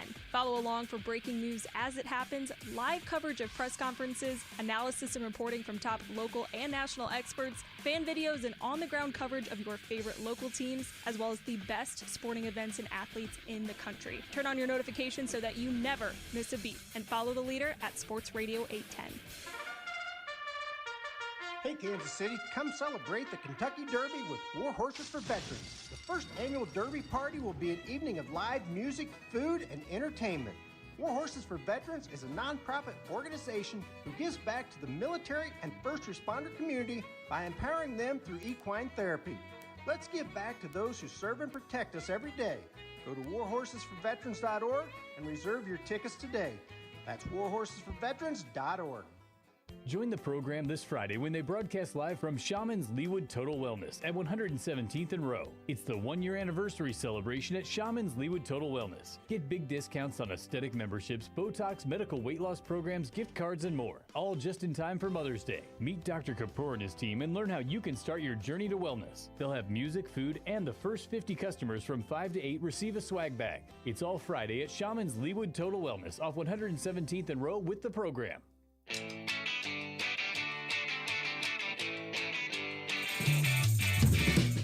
This is Almost Entirely Sports with Joshua Brisco. And Alex Gordon was obviously a absolute hunk. On Sports Radio 810 WHB. Still got Sterling Holmes with us. Don't you worry. Did you worry that he wasn't going to be with us for the remainder of the hour? Oh, you're so silly. Sterling, still with us. You can still hear him on the Homestretch. Weekdays over on ESPN Kansas City, 3 to 4. Not tomorrow, though. Off tomorrow. Still dressed like a cool grandpa. I wanted to actually talk. We talked about some basketball and a little bit of Chiefs draft. But I wanted to, believe it or not, actually talk about this draft with you. Because as I have figured out now, between doing the Homestretch earlier today, we talked a little bit last Friday after the first round, but before the second and third days. Like, I think that we are locked in on a lot of things that we do like. Is there anything from this draft class where you go, here's the thing that maybe it's not even that you hate, but it's something you go, you know what, this I have the most questions about this. Is there even something in that category? Frankly, the only thing I could even think about was not getting another edge. Not getting another guy, another body at edge. Because even bringing Melvin Ingram back, which is not a foregone conclusion. Sure, the free agent restricted tagged him and all that stuff. Smart move. It Never seems didn't like know that existed. And frankly, I'm a fan, I guess. But even if Melvin Ingram comes back, you're still sitting here going, I think the Chiefs need some more bodies. Yeah. And maybe that comes with roster cut downs from other teams. Maybe that comes when we'll see, I guess, is my point. But and maybe Leo Chanel is a player they can input at times to rush the passer. I was shocked if there's one spot that would be my only concern. It is also like, and I'm not sure this is a bad thing, but this whole draft was defensive. Like, you got 7 defenders, right? Because you have Sky Moore, you have Darian Kennard, you have Pacheco, the running back. Everybody else, they went, I'm not even looking at my notes right now. They went, this is my real test, corner, edge, safety, linebacker, what was the order? Another corner, and then another safety at the end. Who did I miss? Did I miss somebody? Defensively? Yeah. It is just an overwhelmingly defensive draft class. I just think that's interesting to note for a team that, still had holes offensively, but part of it was at receiver and at tackle. I'm sorry, three cornerbacks. I skipped Jalen safeties. Watson there. There was another corner. There was another corner in that group that is just, again, if you want to cut it off even before the 7th. Like, and then Lonnie Johnson, if you want to count post-draft. Oh, man, and then I do because it's made Rudy so happy. And they do, here's the other thing. Here's something that I think is crazy. If they would have traded up with the Darian Kennard pick they used, if they would have traded up then and drafted Justin Ross, I would have been thrilled. I would have absolutely been on board with that. And they just signed him as an undrafted free agent. Again, the medicals are obviously the huge question mark there. But Brett Veach also, we talked about this last night and played his audio from that, or 2 nights ago. Brett Veach sort of assuage some of the medical concerns. Yeah. He says their doctors are pretty conservative usually, that they think he looks good. They went through this process with Trey Smith. Like, they might have even solved their second young receiver problem with an undrafted free agent, or at least they took a smart swing, I think. Yeah, I would say it's a smart swing. I think my expectations are more tampered there. Sure. Obviously, we all know what he did freshman year when he was the guy. Not a guy, he was the guy. I'm nervous. Not just for this spinal injury, but he had a fractured foot that he was playing through, a stress fracture in his foot that he was playing through last year. These aren't just minor bumps and bruises. Mm-hmm. The spine situation makes me nervous to an extent where it's like, I don't want to ever see a guy potentially have a career-ending, an injury that's just a debilitating injury. You never want to see it. Spine, neck, or head. Yes. And maybe it's not even, again, the Chiefs medicals, if they cleared him, they know way more than my dumbass, right? I'm not a doctor. Brett Veach basically said that. Brett Veach said, look, if I disagree, I don't try to become a doctor right away. Like, oh, yeah, that's a good point, Brett. It was a good press conference. And again, after the whole Trey Smith situation, you're sitting here going, well, of course I trust Kansas City. I trust the Chiefs. I just also don't know. Take that aspect out of it, the debilitating injury out of it. The part that makes me at least a little tampered is the fact that the foot injury, is he going to have the same explosion, the same speed? That's a lot of injuries on a young body. Freshman year stuff is great. Incredible. But also you've seen players in college, like, was it Tucker Charlton and Joshua Kando, like, when he was 18, Kando was this can't-miss prospect, and then he had injuries happen. Then all of a sudden we see him now, and he couldn't crack the field against a poor edge room last year. So my expectations are tampered. I think the swing, I think the value is obviously there. I have no qualms with it, but my expectations are the same as almost when Josh Gordon came to Kansas City. It's the same thing. When people were freaking out that, we found wide receiver 2 or wide receiver 1 even. I'm like, hold your brakes. There's a reason. There's still a reason why Justin Ross was an undrafted guy and no one took a flyer in the 7th. Do you have an opinion on the right tackle spot right now? I feel like we've talked about Lucas Niang and Andrew Wiley some. Obviously, Darian Kennard's added to that. What's your read at right tackle? My personal opinion is I would love Andrew Wiley or Lucas Niang to start there if healthy. I really like Lucas Niang when he came out, when he was drafted. I did a whole draft profile. I went and looked at all the tape. I really like Lucas Niang. But if he's not ready to go, having Andrew Wiley as your veteran backup is not a bad place to be in. Sure, he's not Mitchell Schwartz, but he's also not a liability. He's not going to cost you games. I think people are freaking out at right tackle because they think he's a weak link. He might be the least talented of the starting guys, but when you have the best interior line in football, when you have a very above average left tackle, being just a guy, being fine, not being a issue is okay at right tackle. You're not going to be perfect across the line. The guy that drafted from Kentucky, Darian Kennard, if he breaks camp and they decide to go that way, I trust them. But I still am holding out hope for Lucas Niang. I think the thing about it that is so encouraging at this point is that if you had that conversation, okay, what did the Chiefs do at right tackle, with 100 different people who generally know what they're talking about, you might get something that looks like 33, 33, 33 for Wiley, Niang, and Kennard. Yeah. But I think what there would be very close to 100% agreement on is that whatever happens by the end of training camp will be the best thing for the team.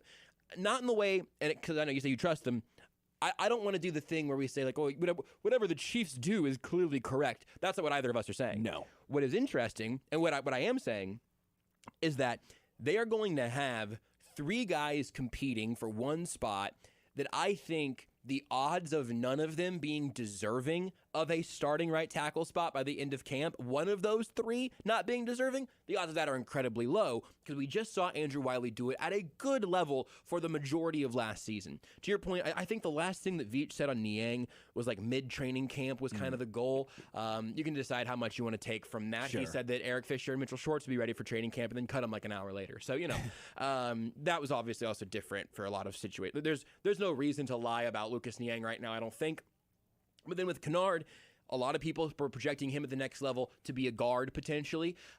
Big dude. He's huge, but also he just played right tackle, and the SEC looked excellent doing it. Again, you can look at him and see like, oh, he's maybe he doesn't move with the fluidity of Mitchell Schwartz, because he doesn't, and very few offensive linemen ever have.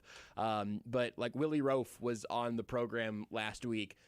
Willie Roaf did not look like a man who was going to explode out of his stance whenever you watched him just walk around, and then he ends up being, one of the all-time greats across the offensive line. So I feel good about the battle there because I think the result will be that one of those guys wins. One of those guys all of a sudden has to be your swing tackle if it's Kennard or if it's Orlando Brown, or if it's Lucas Niang behind Orlando Brown. I mean. Wiley probably shouldn't play left tackle. But Kennard also, yes, and it didn't go well. Kennard also was going to play left tackle for Kentucky last year, but they brought in a transfer from LSU who they figured couldn't play right tackle, so they moved Kennard back to the right side. he's even shown some versatility there. So I think that the overall offensive line, there was only room for really one more guy, I felt like, in that group. And they found him in the 5th. Like, that's pretty good. Yeah, no, this offensive line from just 2 years ago compared to now is such a drastic change for the better. They really took protecting your $500 million investment to heart. What makes you nervous right now? Not even just from this draft class, but if I said, hey, I've looked into the future, and the Chiefs went 10-7. Patrick Mahomes didn't get hurt. You know, Andy Reid's still coaching. It wasn't one big fluke thing, but something did not go super according to plan. What happens? Couldn't get pressure out of after the quarterback. I've said in today's NFL, the two most important things are you have to find the quarterback, and then how can you affect the quarterback, and that's pass rush. And having Chris Jones is a huge boost, but when you look around the AFC West, look at all those amazing pass rushers. Every team has at least 2. Yeah. Right now, the Chiefs have 1. And we hope George Karlaftis can be a massive improvement over last year. We hope George Karlaftis can become a very, very good pass rusher. But you're still holding hope. I don't think he's going to become Joey Bosa. Right. Like, I don't think he's going to come out and be Khalil Mack. Right. You're hoping that he's a viable starter. You hope that he's an above-average starter. You hope he's here for 5+ years. But, like, do you trust Frank Clark? Do you trust Josh McCando? No. Are you trusting Michael Dana? Are you trusting and hoping that it's Melvin Ingram at his age coming in and being a situational pass rusher? Like, there's not a great answer. And while Brett Veach and the Chiefs put a lot of value on the secondary, and I think the thought process is even if we don't have the best pass rushers, maybe we can get some coverage sacks. Right. Maybe our secondary can be so good that it makes up for the lack of a pass rush. But if I had to pick one spot that there's a weakness on Kansas City, it's right there. Where are you at on the whole group of pass catchers right now? Because I think that your answer just then was probably the best answer. And then I would also say I have a lot of questions about the group of receivers now with Sky Moore being added to it. The interesting thing for me, rookies, you asked me on the home stretch today. I think your over-under was 850 yards for a rookie season for Sky Moore. I took the under on that. Yeah. I'm curious what that over-under will look like whenever it starts. If that's available at books right now, I'd be curious to see what it is. Sure. Just because, man, it is really rare for a rookie to make an impact in Andy Reid's offense. It's also tough for first-year receivers in Andy Reid's offense to make an impact. Less so for a veteran than a rookie historically, but still, when you go, wait a second. Juju's new. Marquez Valdes-Scantling's new. Sky Moore is a rookie. Mecole Hardman and Josh Gordon are your only wide receivers, not counting Travis Kelce and the rest of the tight ends, but they're your only wide receivers on this roster who have significant experience in this offense, and Josh Gordon is a reach. Yeah. Like, it is really, Mecole Hardman is your veteran receiver in Andy Reid's system. And no offense to Mecole Hardman. I like what we've seen from him, generally speaking, but no one has ever been like, oh yeah, that's the dude who's just like a technician with Andy Reid's offense, right? Like, they're still kind of figuring out his role even. So where do you stand amongst that group of pass catchers? Because I think that there is a lot of variance that we could see from that group. I think I'm more comfortable than most. I truly believe that a lot of people have maybe overblown the situation. Losing Tyreek Hill is not a good thing, but getting deeper in your depth pieces is. Juju Smith-Schuster is a very good wide receiver, too. Yes. He's not a wide receiver one. I'm not going to say that anyone who says that he is, I think you might be reaching. Yep, I agree. MVS, his best years are ahead of him. He went from dropping everything that touched his hands to not dropping anything. He didn't have a great connection with Aaron Rodgers, and maybe that's a case for against MVS saying, well, what, he couldn't do it with one of the best quarterbacks in the NFL. How is he going to do it with another one of the best quarterbacks in the NFL? Right. I think it's a very fair assessment, but I do think he's on the rise. I think what we saw from him last year was a step in the right direction. The step with Mecole Hardman, a step in the right direction. The last half of the season, the Chiefs figured out how to use him. Yeah. That was maybe a Chiefs issue. Yes. More than a Hardman issue. You have to put some of the blame on the Chiefs at that point, I think, yeah. Asking him to do things that he could not do. He's not a good route runner. Asking him to run precision routes, not going to happen. So what did the Chiefs do? They drafted a good route runner. Mm-hmm. They said, we don't care about his size. We don't care he might not be the complete athletic specimen that's going to be replacing Tyreek Hill. But what we do care about is he's a good route runner. He can get open. He can create separation. He's got huge hands. He's not going to drop the ball. Right. I am more comfortable with this wide receiver group, and if you count Travis Kelce, if I'm allowed to count... That is where the whole conversation changes for me. If I can count Travis Kelce, then I am 100% okay. Josh Gordon, I think he is what he is. I'm not expecting him to break out. When I said 850 yards, I was taking the 17th game into consideration, obviously, and so I was trying to figure out what's a good number. saying it out loud, it seems high. It would be awesome. I would take that right now. Because that would be him basically taking over Mecole Hardman's role and potentially even MVS to an extent. You're then talking about Sky Moore as almost a wide receiver too behind Juju, right? Right. And maybe he is, because maybe you have Juju in the slot. Maybe you have Sky Moore on the outside because he can create that separation. There are ways for him to get open as a rookie. Yes, but it comes down to, where does Andy Reid see him working? Does he pick up the offense quickly? There are questions, but I guess I'm more comfortable with the group as a whole. I think that's totally justified, and I think we're going to have a lot more time to talk about them the remainder of this very, very long off season, because I've not been fully distracted by all the baseball. But we have the NBA playoffs, and that's been good for me, not as good for you, as we've already discussed. All right, well, that's going to do it. We're out of time here tonight. Thank you, Sterling, for being with us on a Thursday, a little Thursday Homestretch in AES, Holmes and Holmes. No Homestretch tomorrow, but you can check it out. Also, you can check out the podcast. Just search for the Homestretch wherever you get your podcast. We're everywhere now, correct. right? Yes. Look at that. You can also follow him on Twitter at HomestretchKC. That's it. If you want to say goodbye to your mom, you close out the show with us. I feel like it's only fair. Bye, Mama.